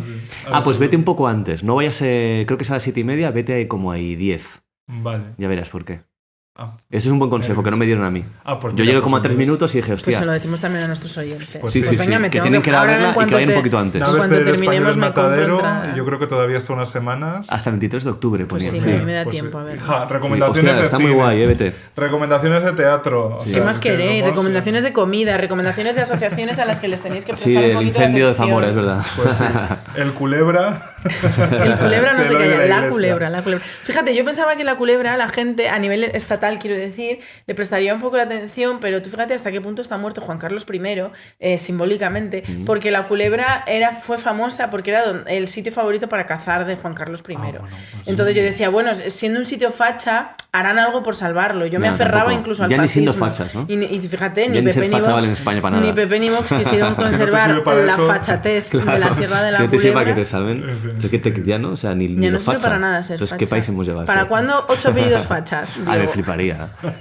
De hecho, yo creo que, fíjate, si buscamos no me parece ninguna tontería, o sea, si buscamos un escenario que de alguna manera se asemeje a lo que era el final del conflicto vasco, de hace una década, el conflicto político, es decir, como la mayor tensión política que encontramos similar a día de hoy, está entre ser de izquierdas y ser de derechas. Es decir, ya se ha perdido mucho lo que era ser norte y sur, afortunadamente, que era como un conflicto casi de añejo, como muy viejo, ¿no? Muy siglo XX. Sí, que era como muy de los 80, ¿no? Y los chistes de regionales que se han perdido, afortunadamente.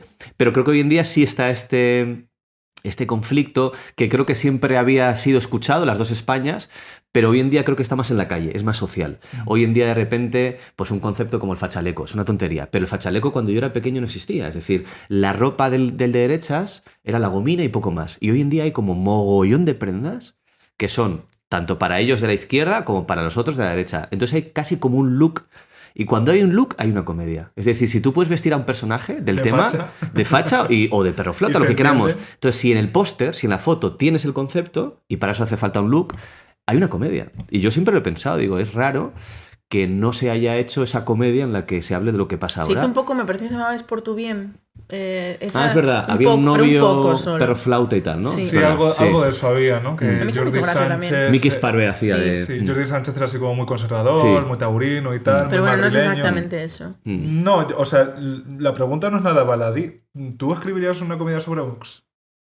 Bueno, a mí me parece... Fíjate, si es sobre Vox específicamente, me da más pereza, porque ya concretas mucho el disparo. Es decir, es como si de repente hubiésemos hecho 8 pies vascos sobre el PNV. Yeah. Creo que ya se hace como más pequeñita. A mí me gusta mucho más cuando la comedia, para hablar de algo, no lo cita. Es decir, cuando tú envuelves la película aparentemente para hablar de algo tan general como ser de derechas, y luego, evidentemente, sin tú teclear las siglas, alguien debería sentirlas, ¿no? Pero creo que cuando el titular es demasiado concreto, puede ser que la comedia se desactive a sí misma por intentar ser demasiado provocadora. Yeah. A mí no me gusta cuando la comedia presume de provocar. Es decir, además todos conocemos cómicos y cómicas que de repente el objetivo final del chiste no es tanto que sea gracioso como que te escueza, ¿no? Yo creo que es genial cuando la comedia provoca yendo de no provocadora. Es decir, cuando de repente tú no te esperas que te provoquen, te sientas a ver un monólogo y de repente flipas que te están metiendo unos golazos de indignación que no te puedas esperar. Ahora, cuando ya el cartel es soy el espectáculo más provocador del año, creo que eso va en contra del concepto propio de comedia. No debería... 10 millones de espectadores en Francia. Pero bueno, ya, eso en cualquier caso va a tenerlo. Pues fíjate que... Pero antes de que cerremos este pastel, vamos a ponernos teóricas. Se dice que la comedia es tragedia más tiempo. O sea, Vox a día de hoy es una comedia. No estamos siendo capaces de verlo porque nos afecta directamente, porque nos está provocando tragedias. Pero Vox en unos años, claro que tiene una comedia y a lo mejor tiene una saga cinematográfico, porque realmente sus estrategias, yo qué sé, lo de Olona, o sea, todo lo que pasa es comedia pura. Simplemente no nos hace ni puta gracia, pero no nos hace ni puta gracia porque nos afecta hoy. Porque cuando nos deje de afectar, claro. Cuando nos deje de afectar, yo creo que sí que va a ser... Pero fíjate que yo creo que ahí el tiempo es una victoria para los que afectan. Es decir, el hecho de que tengamos que esperar a veces para hacer comedias por esa cosa tan relativa como el tiempo, porque además lo del tiempo es una trampa, porque el tiempo depende de cada uno. Es decir, el tiempo que tiene que pasar para ti igual es diferente que para otro y para mí, ¿no? Y creo que muchas veces las comedias, no siempre, pero muchas veces en algunos casos, tienen que ser oportunas. Es decir, tienen que ocurrir cuanto más importante es quitarle lo sagrado a un problema. Vaya Semanita, que es donde yo empecé, se hacía con ETA en activo. Creo que y mayor drama que ETA, que Vox seguro. Y creo que era importante que se hiciera con ETA matando. Es decir, no es el mismo programa si lo hacemos a los 5 años que ya ha pasado tiempo. Entonces creo que esta teoría del tiempo, que se le atribuye a Woody Allen y no es de Woody Allen, pero como que siempre se le da a él, creo que realmente le hace beneficio al verdugo, al que va a recibir los chistes, porque él es el que gana. Yo recuerdo que una de las cosas que pasaba con Vaya Semanita es que en algún lugar, en alguna columna yo leí que decían hay que esperar a que ETA pida perdón para hacer humor, ¿no? Y dices, tío, eso sí que es darle a ETA el poder, porque si yo tengo que esperar a que ellos pidan perdón para poder hacer chistes, se ganan de que nunca haya chistes. No pides perdón. Gestionar tu... O sea, no pides perdón y jamás me puedo reír de ti. No, al revés. Precisamente deberíamos hacer un chiste porque a alguien le cueste pedir perdón. Entonces empiezas a utilizar la comedia para cosas que en presente son las ves criticables. Pues ahora mismo Vox, que yo creo que afortunadamente sí en el de entretenimiento, más que en la ficción, pues la ficción llega tarde. Hacer una película se tarda 2 años, una serie 1 año. Creo que pues, bueno, programas de radio, de televisión, sí están, a través de la comedia, ridiculizando cosas que si no lo hacemos se convierten en sagradas, ¿no? En plan de, no, que algunas medidas políticas no se pueden tocar. No, precisamente si crees que están equivocados, utiliza la comedia para ver el lado grotesco de esa medida. Y que haya alguien que te escuche y diga, hostia, esa medida que me hace daño y me preocupa, como me he reído de ella, de alguna manera no la soluciona. El humor nunca va a solucionar ningún problema, pero te hace más llevadero lo más preocupante, al menos te pesa menos en la mochila. Yo por eso creo que no hay que esperar tanto con la comedia. A mí es que con el caso Vox concretamente, cuando Vox empezó a surgir, sobre todo la estrategia que tuvo en las redes sociales, es casi dejar que nos riéramos de ellos, para luego aprovechar que a través de esas risas y esos chistes que hicimos sobre ellos, como que les hicimos free marketing. Y entonces arramplaron. Y a mí siempre es algo como que me ronda la cabeza, ¿no? Porque evidentemente yo, por supuesto, que hice memes y chistes de Vox y todo lo que pude, ¿no? Y digo, y siempre me hace sentir como culpable de, ¿y fui yo la que he convertido a toda esta gente en facha? Que nos riamos tanto de Ayuso, en realidad, ¿no es su gran victoria? Bueno, eso sí. Que no nos la quitemos de encima. Que además el ejemplo es lo de Donald Trump siempre, ¿no? Que el Saturday Night Live estuvo como 1 año y tal, no sé qué, no servía de nada. Luego llegó Jimmy Fallon, le tocó el flequillo, ¿no? Y le vino hasta bien. Pero yo creo que finalmente lo que uno nunca debería hacer, creo, porque ahora sí que es verdad que intelectualizamos mucho la risa, ¿no? Es decir, ahora pensamos mucho sobre la comedia y demás. Creo que la comedia habría que dejarle algo de anarquía, es decir, no pensar tanto cuando hay que hacer los chistes. dices, no pensar tanto de qué nos tenemos que reír, no pensar tanto los límites y demás. Creo que merece la pena de vez en cuando equivocarnos y pedir disculpas e intentar entender que hemos hecho mal, pero la comedia debería ser casi un arma arrojadiza imprevisible. Entonces, claro, lo que quería decir es, si pensamos mucho en si podemos o no reírnos de alguien, creo que el que gana es la persona que va a recibir el chiste. Es decir, si nosotros nos planteamos no hacer un chiste con alguien, el otro nos está ganando la partida, ¿no? Entonces yo creo que si tienes un buen chiste, luego es verdad que hay que pensar bien el chiste y hay que saber bien lo que quieres decir con ese chiste y hay que tener una tesis de lo que te estás riendo con ese chiste. O sea, yo creo que el gran problema con hacer comedia es que debería implicar que tú te puedas sentar a tomar un café con alguien, a explicarle, vale, cuando has hecho el chiste de Ayuso, ¿qué es lo que a ti de esa medida de Ayuso criticarías? Más allá del chiste. Es decir, cuál es tu postura y cuál es tu punto de vista. No solo construir un remate, sino decir, vale, pero ¿por dónde pillas esto? Y a veces es verdad que eso nos cuesta más que hacer el chiste. Tener una opinión política, moral o ética sobre un tema para hacer el chiste es más difícil que solo hacer el chiste. Pero creo que si las que escribimos comedia o el que no la escribe pero la ejecuta dedican un poquito más de tiempo a tomar una posición moral antes de escribir el chiste, primero los chistes son mejores y segundo se legitima que haya chistes de muchas más cosas. Pero es verdad que creo que vamos muy rápido. Y un problema de eso es Twitter. Esa cosa de que a los 3 minutos de una comparecencia ya hay 20 chistes. Bueno, es posible... Y si no lo haces ahora, ya no ya vas es viejo, a triunfar, claro, tal. Entonces eso nos empuja a veces a decir cosas que no están muy pensadas y que son chistes posiblemente mucho menos... que no perduran. Evidentemente en Twitter no se busca que perdure. Y creo que a veces los chistes buenos deberían perdurar, ¿no? Que si uno de repente lee chistes míticos son cosas de problemas que ya no existen, pero el chiste era tan bueno que todavía lo recuerdas. Claro, Twitter no aspira a eso. Twitter aspira a recoger la siembra de los likes casi inmediatamente, ¿no? Y si de hecho, si a la hora de un tweet no tiene muchos likes, sabes que has fracasado a la hora, sí. Que es dramático, sí. Incluso a la media hora, es decir, como que es muy jodido. Y creo que a la comedia le viene mal eso porque entonces solo se plantea el humor que nadie va a recordar, ¿no? Hay muy pocos tweets que yo recuerde, muy pocos tweets. Sí, la centrifugación claro. absoluta del humor, desde luego yo creo que conviene poco a construir cosas que de verdad que tengan un efecto, ¿no? Porque al final la comedia ha tenido un efecto a veces muy directo sobre la realidad y vaya Semanita es el mejor ejemplo. Y aquí anécdota personal. Yo probablemente no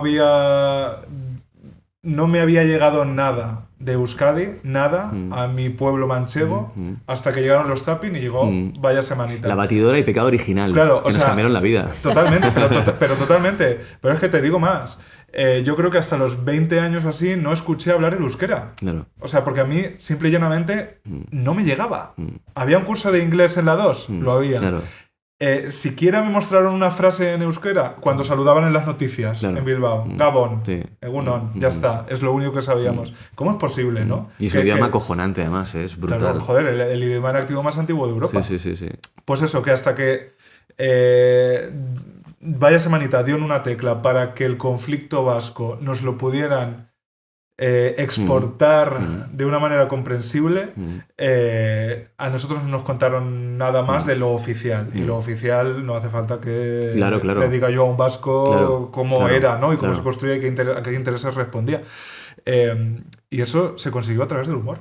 Sí, de hecho, fíjate, yo igual por haber estado en Vaya Semanita lo veo menos, es decir, que creo que lo que uno vive de cerca le quita cierto valor porque estaba ahí. Entonces, lo que veo de fuera siempre lo respeto mucho más.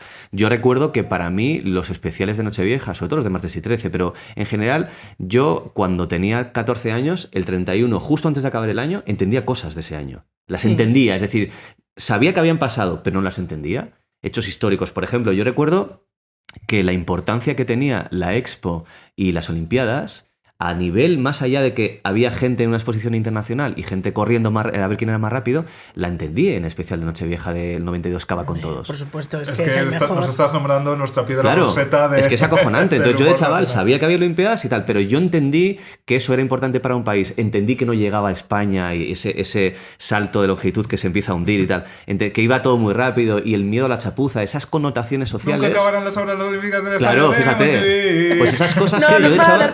No va a dar tiempo, claro, sacando lo de la 11, ¿no? Pues joder, eso me parece súper importante y creo que ese tipo de comedia, que no siempre es ese tipo de comedia, es decir, la comedia muchas veces no tiene mayor coartada que la mera risa que no perdura, es la que, bueno, pues la más difícil de hacer y la que en realidad sí que dignifica más al género. Y la que recordamos. La que recordamos. Es que eso tiene un mérito, o sea, yo eso no sé cómo se hace, ¿no? Que un chiste, ¿te acuerdes?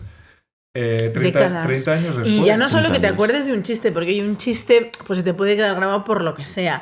Es que un sketch que has visto 100.000 veces, y en mi caso probablemente 100.000 veces no sea una exageración, te sigue haciendo gracia. Sí. Para mí, eso es mi único objetivo en la vida. Si yo me pudiera morir habiendo hecho una sola cosa, que da igual cuántas veces la vean, que sigue funcionando, yo me moriría tranquila. En la Remagi. Que por cierto, aquí ya abriendo como ya más cotillo y demás, sé que habéis hablado mucho en Martes y 13. ¿Se ha hecho la defensa de Josema? ¿Alguien ha dicho...? Me parece que no. Josema... Era porque Arévalo y Bertín, Flo. No es la defensa moral y política, pero hay sketches de Martes y 13 que son igual menos gritados y menos que me parecen excelentes. A mí Café Tacilla, hombre, por supuesto. Que es un one man show.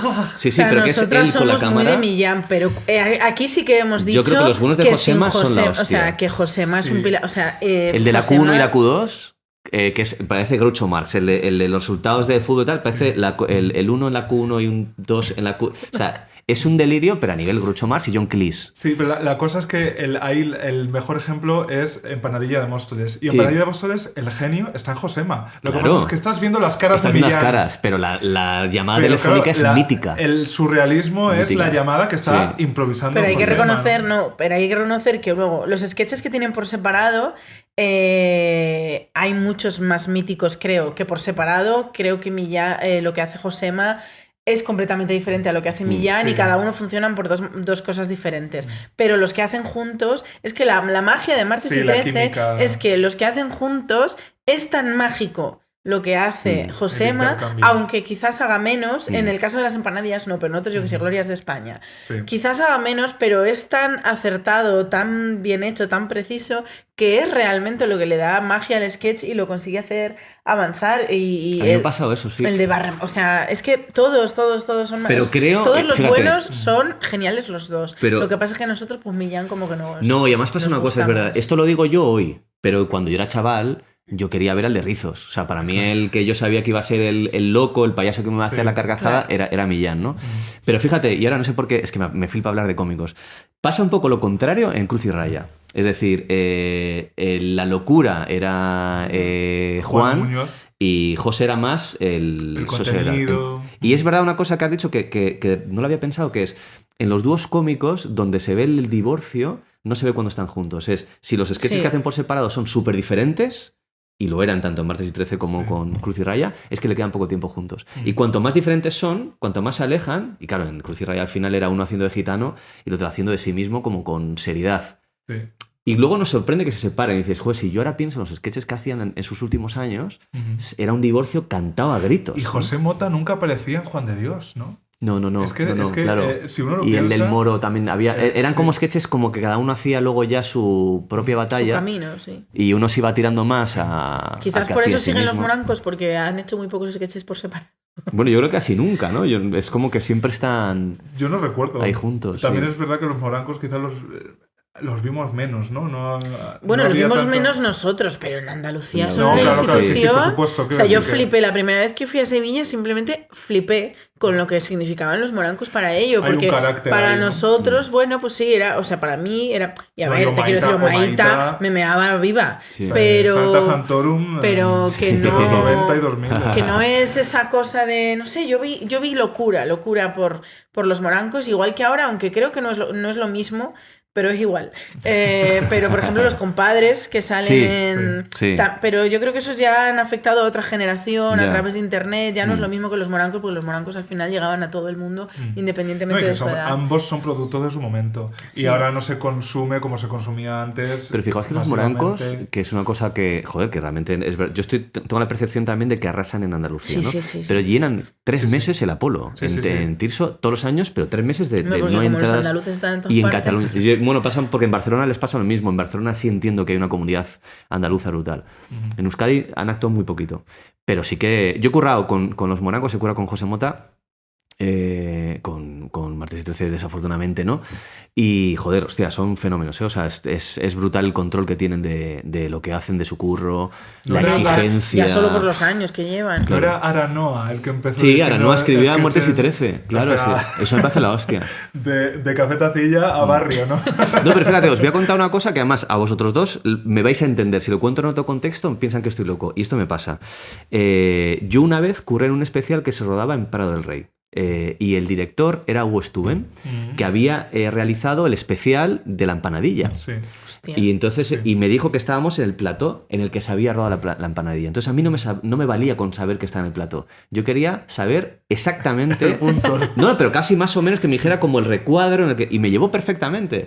Dijo, no, mira, más cambiaron con los años y tal. Ahora que están en las gradas, el especial se hacía allí. Y me llevó hasta ese sitio que para mí era conectarme con un recuerdo mítico de mi infancia. A mí eso me pasó cuando visité el plató de 7 Vidas, porque 7 Vidas yo creo que es la serie que a mí... O sea, Martes y 13 me encantaban, pero para mí era entretenimiento puro y duro.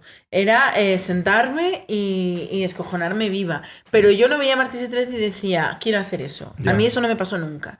Sin embargo, cuando empecé a ver 7 Vidas, que era cuando yo era adolescente... yo empecé viendo 7 Vidas, evidentemente por Paco, porque Paco era el payaso, el que te esperaba saber qué payasada hacía y te meabas de la risa.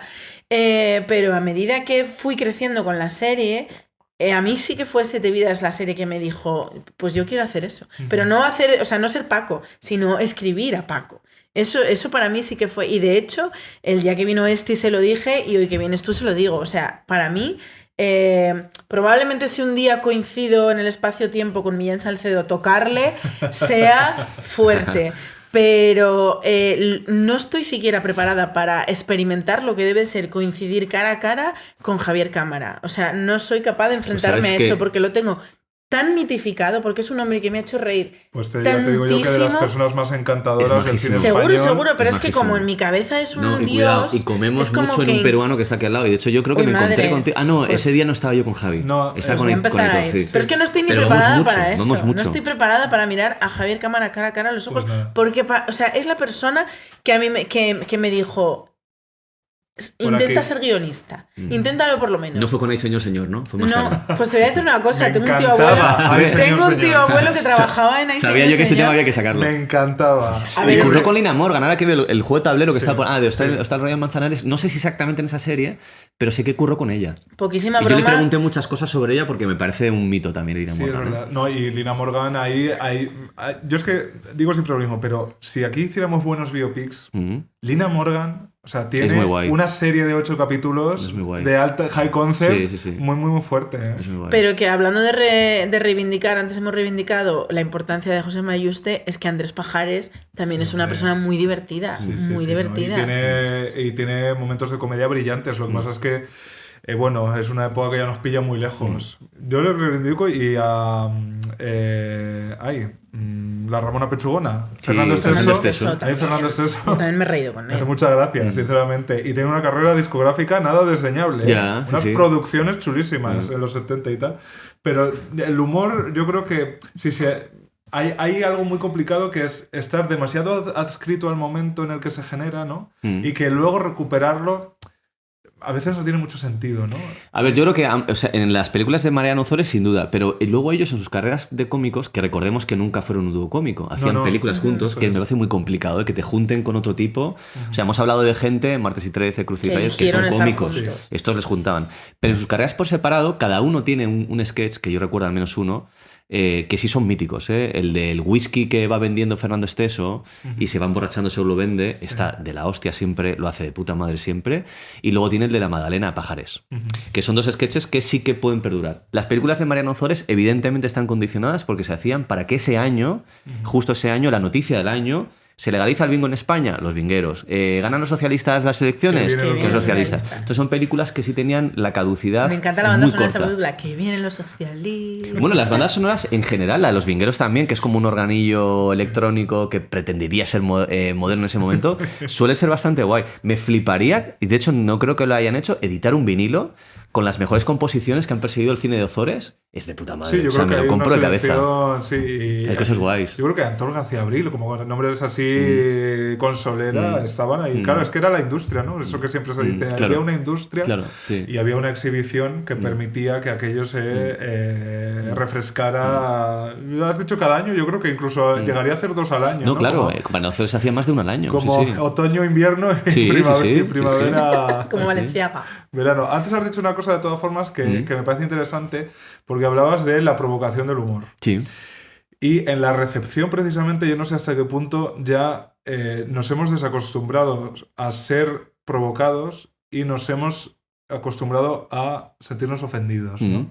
La discusión de los límites del humor es una cosa siempre infructuosa y siempre un poco como inútil, ¿no? Porque al final yo lo que veo es que estamos unos cuantos como muy pendientes o muy interesados o viendo qué se dice eso, y luego en realidad no importa nada. el humor mainstream, que es realmente sobre el que habría que poner, no tiene para nada esto en cuenta. Pero no sé hasta qué punto pues bueno, ser provocador con el humor es a día de hoy complejo, ¿no? Cuando tú sabes que te pueden linchar en Twitter.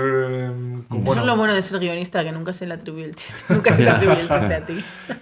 No sé hasta qué punto las personas que os dedicáis profesionalmente a escribir chistes tenéis esto, ¿no? Este ambiente a veces enrarecido un poco en cuenta. Me imagino que lo hay. Yo nunca me he sentido del todo... Igual es porque tampoco me ha pedido el cuerpo buscar el charco como final. Es decir, yo creo que hay una manera de escribir comedia, que es la que os decía antes, que a mí no me interesa mucho, que es buscar el charco y ver a ver si soy el que más se mancha en ese charco, sino que yo creo que si la pulsión es contar algo y de vez en cuando hay un charco y te informas de ese charco y te lo piensas bien y demás, las cosas no tienen por qué molestar a nivel linchamiento. Siempre el humor tiene que molestar a alguien, siempre y cuando lo importante creo que es elegir que el que se moleste sea activo en el error. Es decir, que no reírte de alguien por algo que ni siquiera ha elegido ni ser ni hacer, sino reírte o intentar desacreditar a gente que ha elegido hacer algo y que está convencida de ese algo, y tú puedes llegar y como tiene la opción de dejarlo hacer, creo que es justo que de repente puedas hacer un chiste, ¿no? Y cuando de repente he tenido que hacer un humor que he entendido que toco temas que de repente alguien sí pueda sentirse afectado y que pasa un mal rato, y yo, joder, a mí no me mola pensar que la gente pase un mal rato, es decir, no creo que nadie disfrute de eso.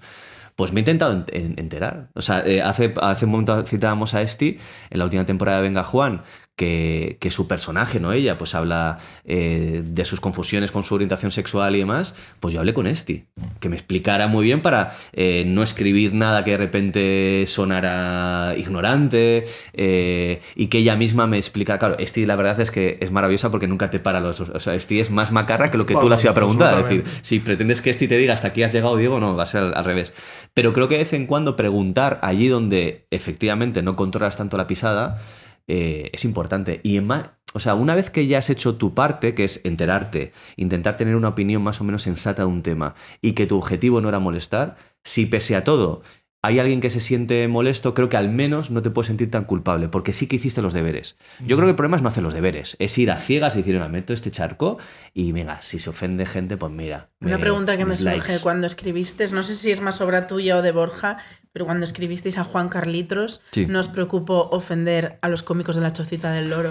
No, pero yo creo todavía, esto es el 2010, igual no eran tan conocidos, ¿no? Sí que es verdad que, fíjate, queríamos ofenderles porque, a ver, digo, Borja y yo somos súper defensores del sketch, como formato, como religión casi de la comedia.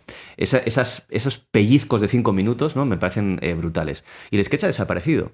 Y ha desaparecido en gran medida por la proliferación del monólogo. Entonces, para mí, que soy muy fan del sketch, es muy difícil que yo no odie de alguna manera un tipo de comedia que me quitó una comedia como más de pelucas, más de imitaciones, más de acentos, y más de que el mismo cómico hacía 80 viajes diferentes en el mismo programa. Entonces, Juan Carlitos evidentemente representa a ese cómico que en ese momento, en el año 2010, es No Controles, ya está un poco desacreditado por la gente, ¿no? Y ya no pinta tanto en la sociedad porque ese cómico del chiste, del cuentachiste, fíjate, que es todavía más desacreditado que el sketch, para Borja y para mí era algo a defender. Es decir, no solo no nos reíamos de Juan Carlitos, sino que de alguna manera Juan Carlitos era alguien que queríamos llevar de la mano. Y fíjate que hubo un momento en el que Borja y yo nos planteábamos hacer un spin-off, es decir, una secuela en la que y era Juan Carlitos, Juan Carlitos se enfrentaba al humor inteligente en España. Entonces tenía una cruzada brutal con Luis Pedrahita. O sea, por favor. Y era como gran duelo al sol. Claro, y era una obsesión, pero además tenía como ramalazos de thriller. Porque ¿Cuál de los dos acaba siendo colaborador del Hormiguero? Claro. Nada más el pobre Juan Carlitos evidentemente cedería o sea, Pablo Mato sería su ídolo, es decir, como que ese perfil, ¿no?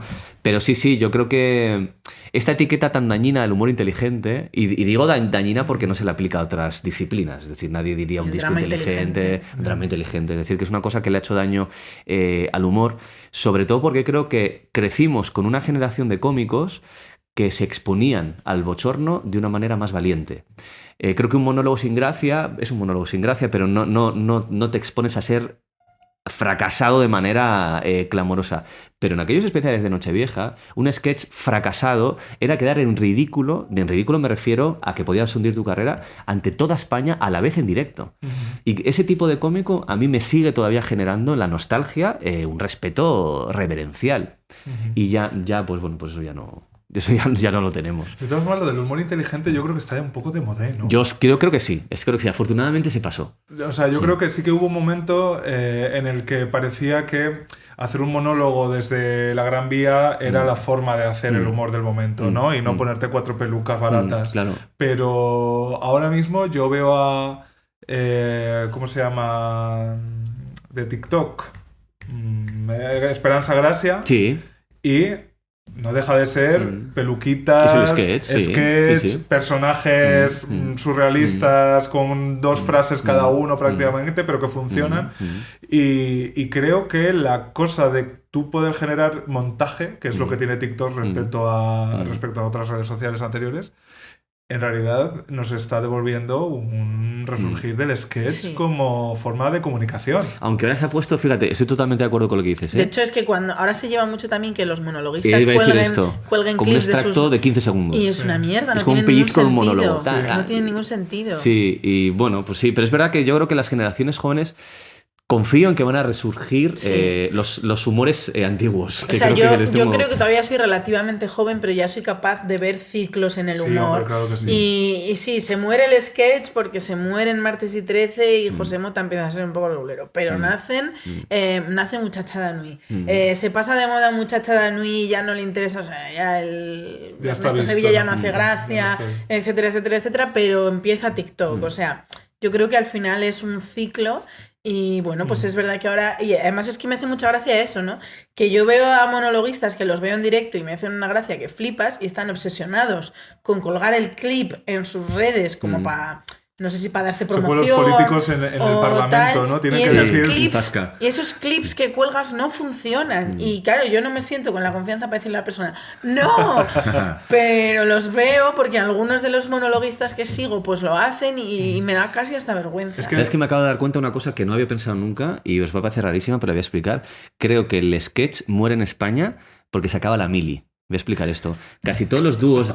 ¿Sabes cómo? Lo primero que he pensado, estás hablando de TikTok y he pensado, es verdad, TikTok nos va a dar sketches, pero no me imagino a 2 TikTokers que se junten para ser un dúo, ¿no?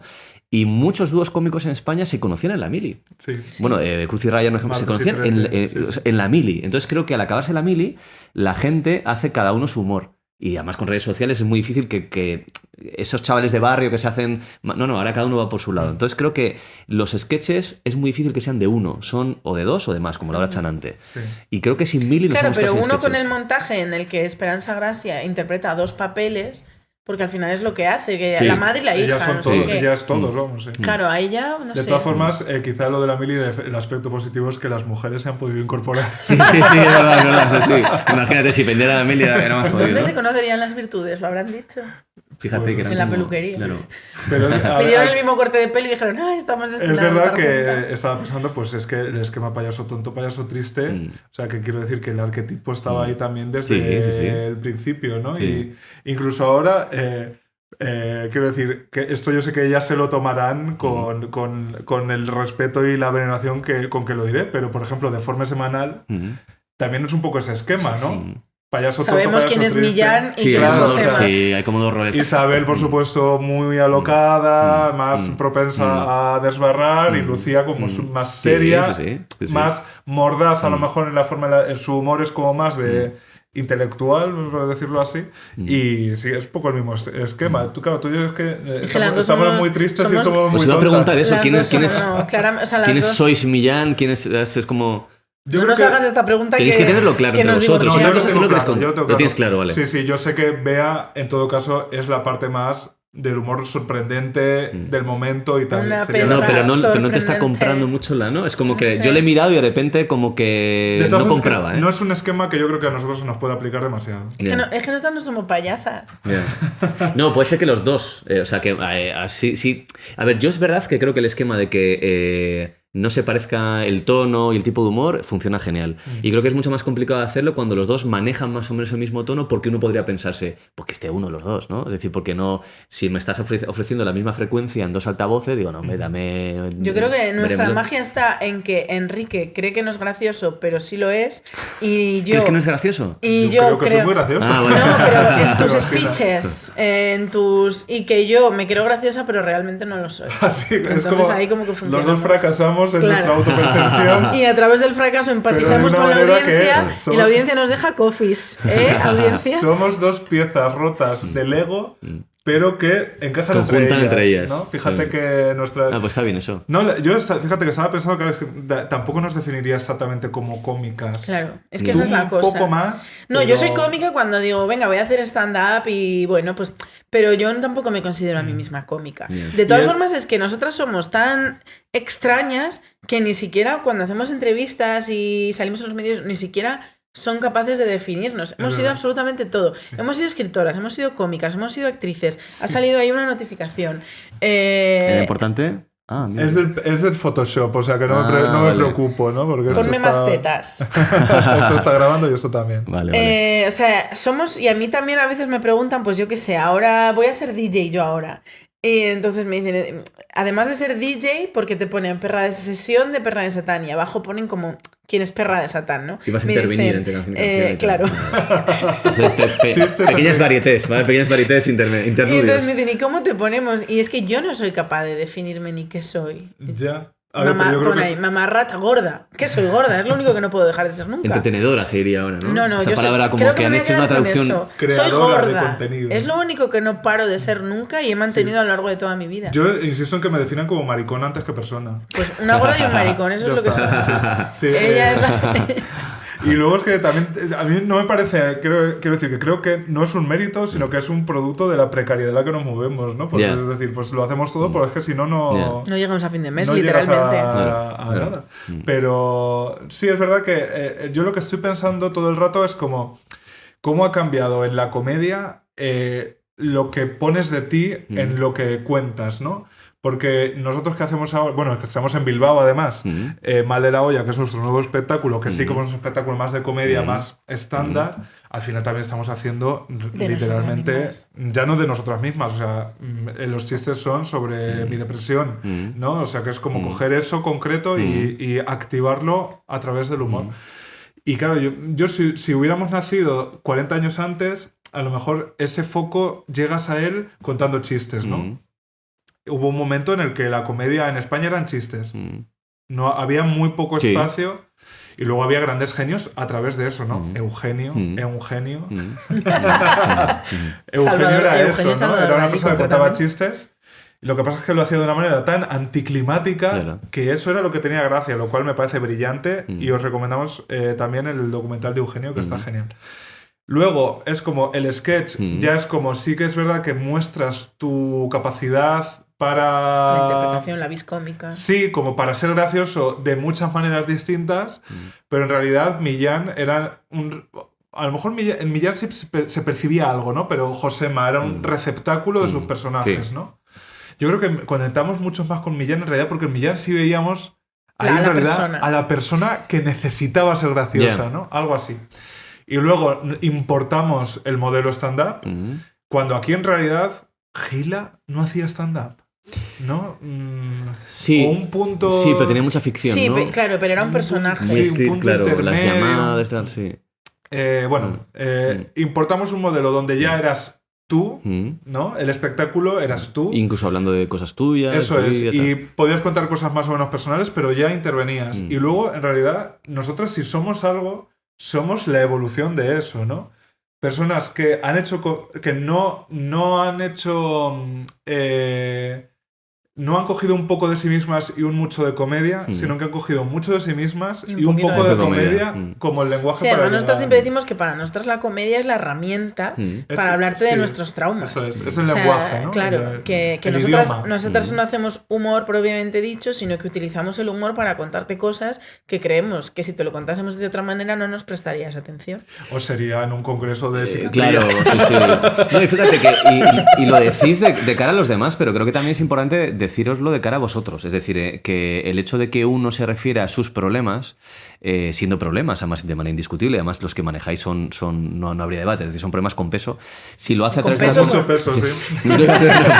Pero si uno lo hace a través de la comedia, el problema no lo soluciona, pero sí que creo que de alguna manera hay una victoria. O sea, creo que hay gente que, recordemos, que no tiene la capacidad de reírse de sus problemas porque son muchos, muy grandes. Entonces no te puedes acercar a mirarte a ti mismo y quitarles cierta carga a través del humor porque todavía te suponen una condena muy grande. Entonces creo que no solo evidentemente de cara a los demás es mucho más agradecido que se cuenten las cosas graves a través del humor porque tienes ese disfrute, sino que creo que el primer beneficiado cuando hacemos comedia con nosotros mismos somos nosotros mismos, porque creo que de alguna manera es...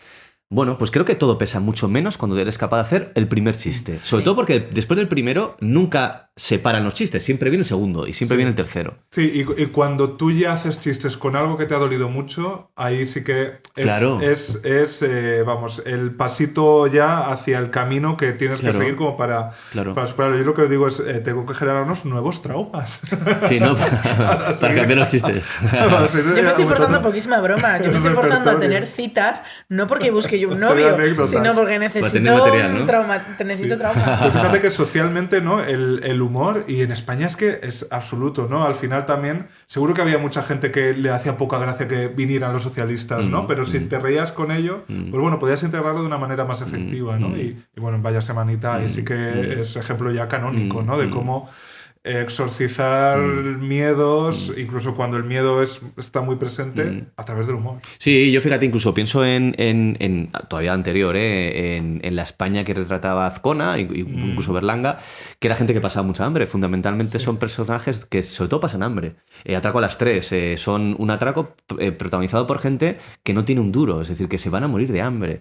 Pues creo que el material de partida de la comedia de aquella época fuera contar que en España se pasaba hambre, no te quitaba el hambre ver la película, pero de alguna manera te hacía menos culpable tener hambre tú en tu casa, ¿no? Yo imagino a mis abuelos viendo una película en la que la gente tiene hambre, y ellos posiblemente tenían hambre, y creo que no estar solo en los problemas, el hecho de que te recuerden que tú no es el que peor lo pasa, sino que hay gente que puede empatar contigo, y encima lo hagan con un chiste, hostia, creo que arregla mucho el problema. Y que ser pobre no significa ser buena persona, ¿no? No, claro, pues eso es genial, claro, fíjate que todo eso viene, bueno, y la pena de muerte, y yo recuerdo que hace poco vi El Pisito y, hostia, ves a una España, una desesperación por tener una casa.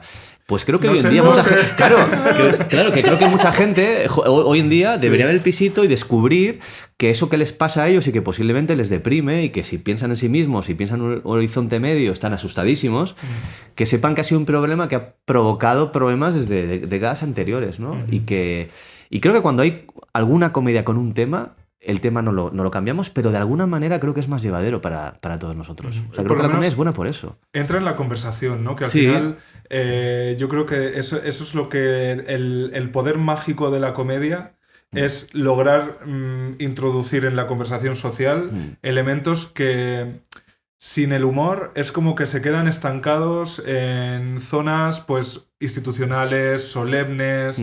La salud mental es un ejemplo. Pues claramente tengo que empezar a hacer comedia de Zamora. Mi próximo monólogo, 1 hora y media haciendo chistes de Zamora. Y acabas prendiéndote fuego, ¿no? Sí, no, pero que al final pues lograr hacer chistes sobre trastornos mentales es una forma de que la gente también les pierda un poco la solemnidad, ¿no? Que al final es y lo que miedo. Hay gente que tiene miedo. Sí, miedo, por supuesto, y el estigma, por supuesto, pero que yo pienso en alguien que no los ha padecido, que tampoco en su entorno tal, pero entonces que nunca llega a realmente ni saber qué síntomas, ¿no? Tiene una depresión o el trastorno de ansiedad, porque como no le afecta y no está en los espacios donde se habla de ello, digamos, con seriedad, pues joder, pues el humor también te presenta partes del mundo, ¿no? Claro. Y te las presenta de una manera que te las hace comprensibles. Claro. Que eso, me ha encantado esta entrevista porque íbamos a hablar con Diego San José, pero hemos acabado hablando nosotras. No, sí, yo estaba súper a gusto. Y fíjate, quiero decir una cosa. ¿Esa era una despedida y se ha acabado esto? ¿Qué? No, aquí se acaba cuando tú quieras. No, cuando queráis vosotros. 7 horas después. Que sí. No, pero es verdad, porque fíjate, creo que las teorías uno las demuestra cuando intenta buscar el ejemplo más exagerado de esa propia teoría y ver qué pasa, ¿no? Entonces, lo que más miedo le puede dar a cualquier persona, y siempre va a ser así, es la muerte. Y el humor negro es un género. Es decir, nos reímos, pero el que tiene nombre y etiqueta como género propio es reírte de la muerte. Es decir, es tal el miedo a morirnos que incluso hay un catálogo donde, a ver, tipos de humor, y hay uno que es sobre la muerte. Es decir, evidentemente, cuanto mayor es lo que más nos atemoriza, es lo que se merece más chistes. Y la muerte es una tradición cómica mediterránea, porque los italianos también tienen mucha tradición en eso, que no existen en Europa del Este. En México también se ríe mucho de la muerte. Y a mí me hace sentir de esa cosa que muchas veces uno no es patriota, yo no soy patriota, pero cuando salen estas cosas y te dicen, no, los países que más se han reído tradicionalmente de la muerte son los italianos y los españoles. Y tú, arriba España, arriba España. Digo, a mí me gusta estar ahí. O que la tragicomedia es un género que nazca aquí, y digo, a mí esas cosas sí me gustan, ¿ves? Ahí sí me veo yo. Porque te reconoces, ¿no? Sí, porque de repente digo, joder, pues la tragicomedia me interesa más que la comedia secas. Es decir, la tragicomedia me parece como el género que más me interesa de todo. Por eso nuestras vidas se están tendiendo. Bueno, claro, y además es que creo que cuanto uno más crece, más... O sea, a ver, ser adulto y ser mayor creo que es más trágico que divertido. Creo que divertido es tener 18 años o 25. Cuanto más mayor te haces... Según que 18 años tengas. Bueno, sí, eso es cierto. Cada uno luego tiene sus circunstancias personales, ¿no? Pero haciendo como un panorama de media más general... Estándar, ¿no? Claro, pero cuando te haces mayor, no solo te haces mayor tú, se hace mayor la gente que era madura cuando tú eras pequeño. Y ya empiezas a lidiar con problemas que son de otra catadura mucho más trágica que cómica, ¿no? Entonces creo que la tragicomedia sí que es el gran género. Porque se parece a nuestras vidas. Lo que sí tengo la sensación es de que esos ataques de risa que yo tenía de más joven, ¿no? Claro. Llorar de la risa... no los tengo, ¿no? Conforme avanza la vida, como que accedo menos. Yo me acuerdo de la última vez que lloré de la risa y fue viendo un capítulo de The Office. O sea, me dieron tal sorpresa que o sea, paré, estaba con un ataque de risa y atiné a parar el DVD porque tenía yo DVD y a morirme de la risa sola. Y fue, bueno, igual hago un spoiler, el episodio 1 creo que de la temporada 6, que es que Toby, que es el archienemigo de Michael, se ha ido y entonces en el primer episodio vuelve. Y simplemente Michael viéndolo y gritando ¡No! Ah, sí, claro. O sea, yo ahí me morí de la risa. Sí, pero bueno, yo sí tiendo a la carcajada. También es verdad que a mí me gusta mucho...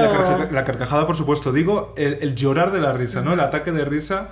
Y fíjate que yo creo que con la cultura ya sí que no me pasa. O sea, me río mucho, pero no me río de esa manera. Yo tampoco. Ay, ¿sabes dónde me dio un ataque de risa? Pero también de estos que te caen lágrimas y que quieres parar porque sabes que estás incomodando y no puedes. Viendo a Miguel Noguera. A mí viendo a Miguel Noguera me da un ataque de risa de ser tú consciente de por favor para, porque estás interrumpiendo un show y no poder. Pues eso, mira. Que se ría la gente alrededor. Hombre, claro, es que eso ayuda mucho. Eso ayuda mucho, porque al final te estás riendo, te quiero decir, no es lo mismo que te dé sí. un ataque de risa en un tanatorio, te estás riendo en un show de comedia. Que también se dan, ¿eh? Sí. Y de hecho, y creo que ayudan mucho, ¿eh? Cuando de repente en un funeral alguien tiene la capacidad, sobre todo si es de la familia, si es el concuñado, no, pues es el hijo de puta que hace. Sí, que lo ha matado. Claro, se lo ha matado, no. Pero a mí lo que me pasa es que es mucho más fácil que a mí me dé un ataque de risa de llorar en una cena con 3 amigos, porque uno lo ha dejado a la novia y lo cuenta de tal manera que no sé qué, que te ríes que con la ficción o con un espectáculo. Creo que cuando te haces mayor conectas mucho más con los problemas de los demás. Y de hecho casi te diría que para mí es más fácil llorar de risa en una cena con amigos, porque en el fondo no solo lloras de risa, sino que celebras que estás con ellos y que son tus amigos. Y creo que eso te lleva a un lugar emocional que permite más reírse. Yo en una película, yo ahí estoy con Enrique, es muy raro que yo me dé un ataque de risa prolongado, es súper difícil. Y me da una rabia que me muero. Es decir, es una derrota de hacerse mayor. Porque pero es verdad que cuando éramos pequeños, o sea, yo de pequeña veía, por ejemplo, las de Atrápalo como... O sea, la Loca Academia de Policía, no sé qué, Aterriza como puedas, que me las ponían mucho mis padres, yo sí lloraba de la risa y es verdad que eso... Pero tampoco tengo la sensación de que no tengo yo ahora un sentimiento más trágico de la vida, ¿no? Es más, bueno, yo al contrario, porque ahora lidio mejor con mi propia oscuridad y mis propios pensamientos. Pero es verdad que ese territorio, ¿no? del ataque de risa, del llorar de la risa, uno lo atrapa con más dificultad, ¿no? Quizá también de adolescente, sobre todo, uno está explorando mucho la comunicación con los demás, ¿no? Y al final... ¿Qué hacen los adolescentes? ¿No? Pues reírse y reírse muchas veces incluso a cualquier precio, ¿no? Digamos. Pero sí, no sé, sí, yo estoy de acuerdo. Creo que hay un resorte, ¿no? de joven. Hay algo que hay. Que se va. Debe haber algo. Que se va calmando, ¿no? Yo creo que de la misma manera que. O sea, creo que nos calmamos en muchos aspectos de la vida. Es decir, no solo en la risa. Es decir, como casi todos. Madurar es estar tranquilo. Estar tranquilo y casi todo se vuelve. No lo pierdes, pero un poquito más tibio. Es decir, ya.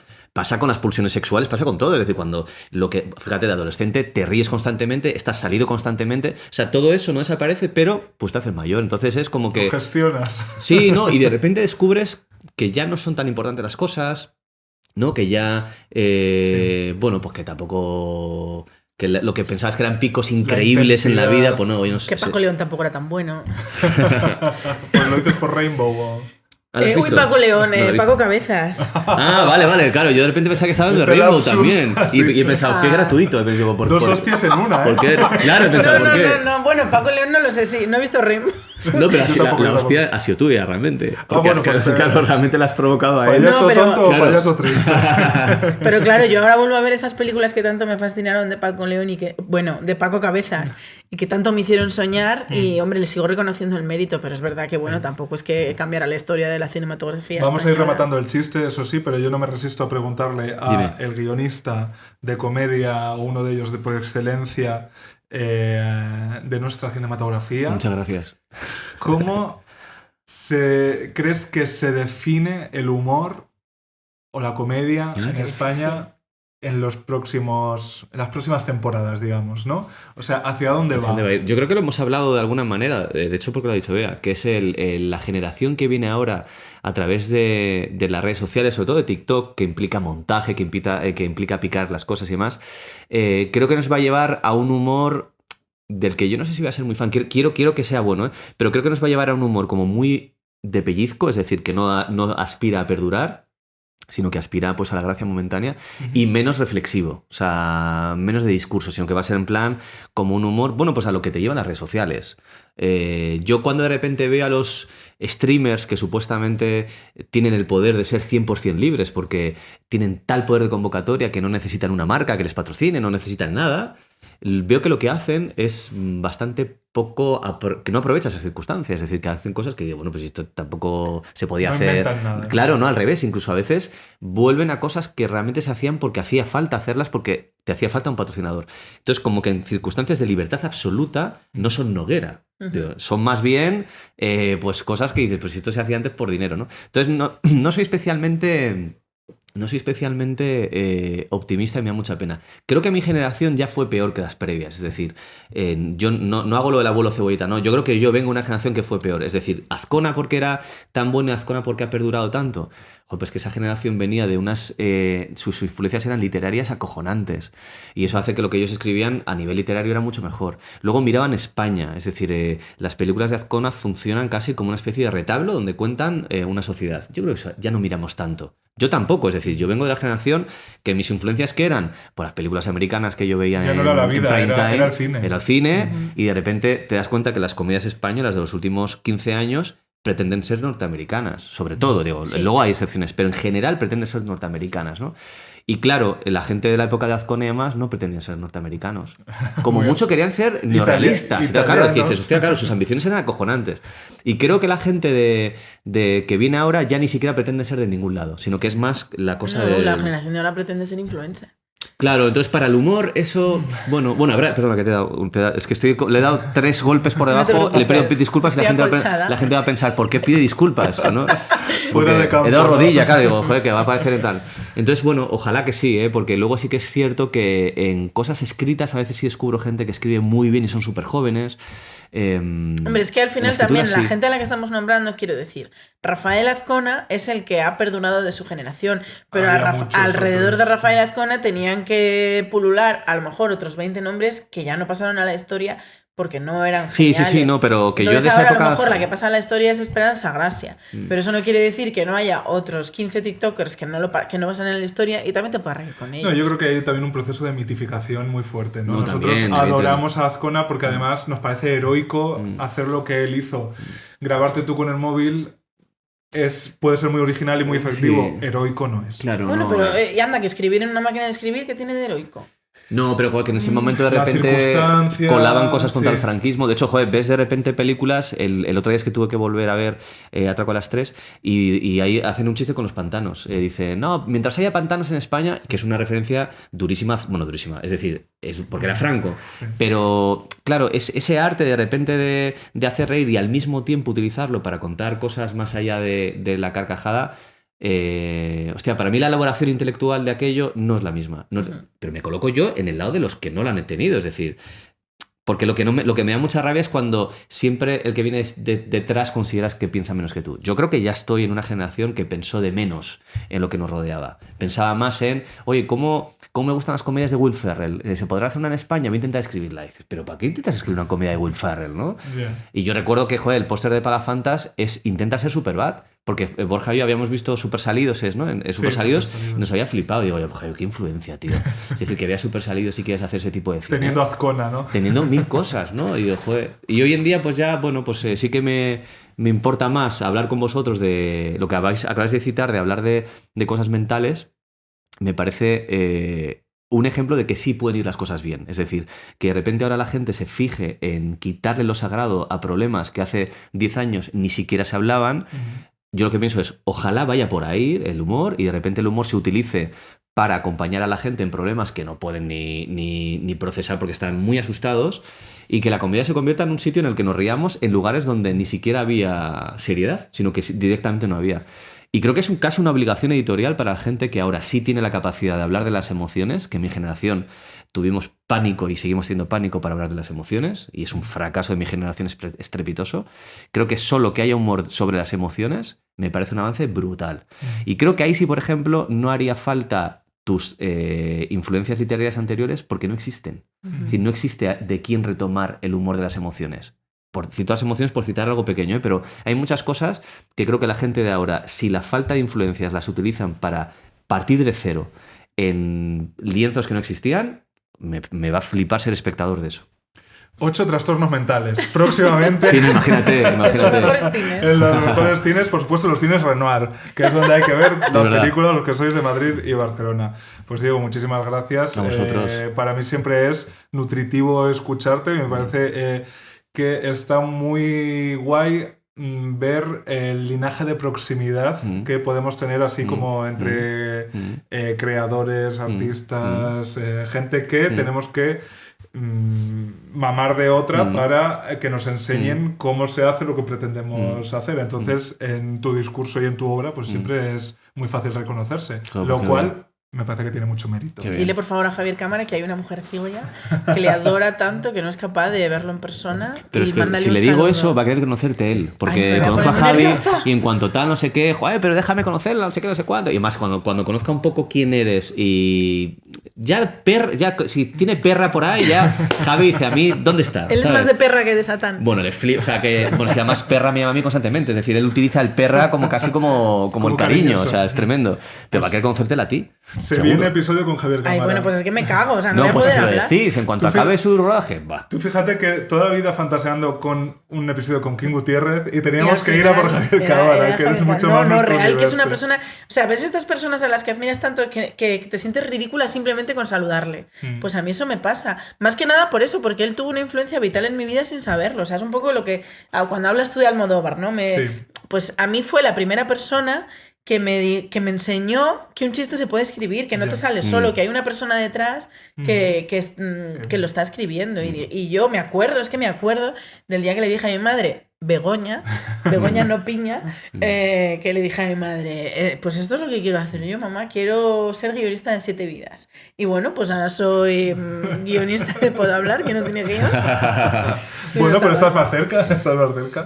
Bueno, pues amigas, kao-fi.com/Puedo Hablar, seguimos pasando nuestra gorra digital, que esto también es muy de, pues Femino cansado en el retiro. En el retiro, es verdad. Pues nosotros, nuestro coffee de Puedo Hablar. Muchas gracias, Diego, de nuevo. Yo estoy muy a gusto, me lo he pasado muy bien. Qué bien, pues un beso, amigas.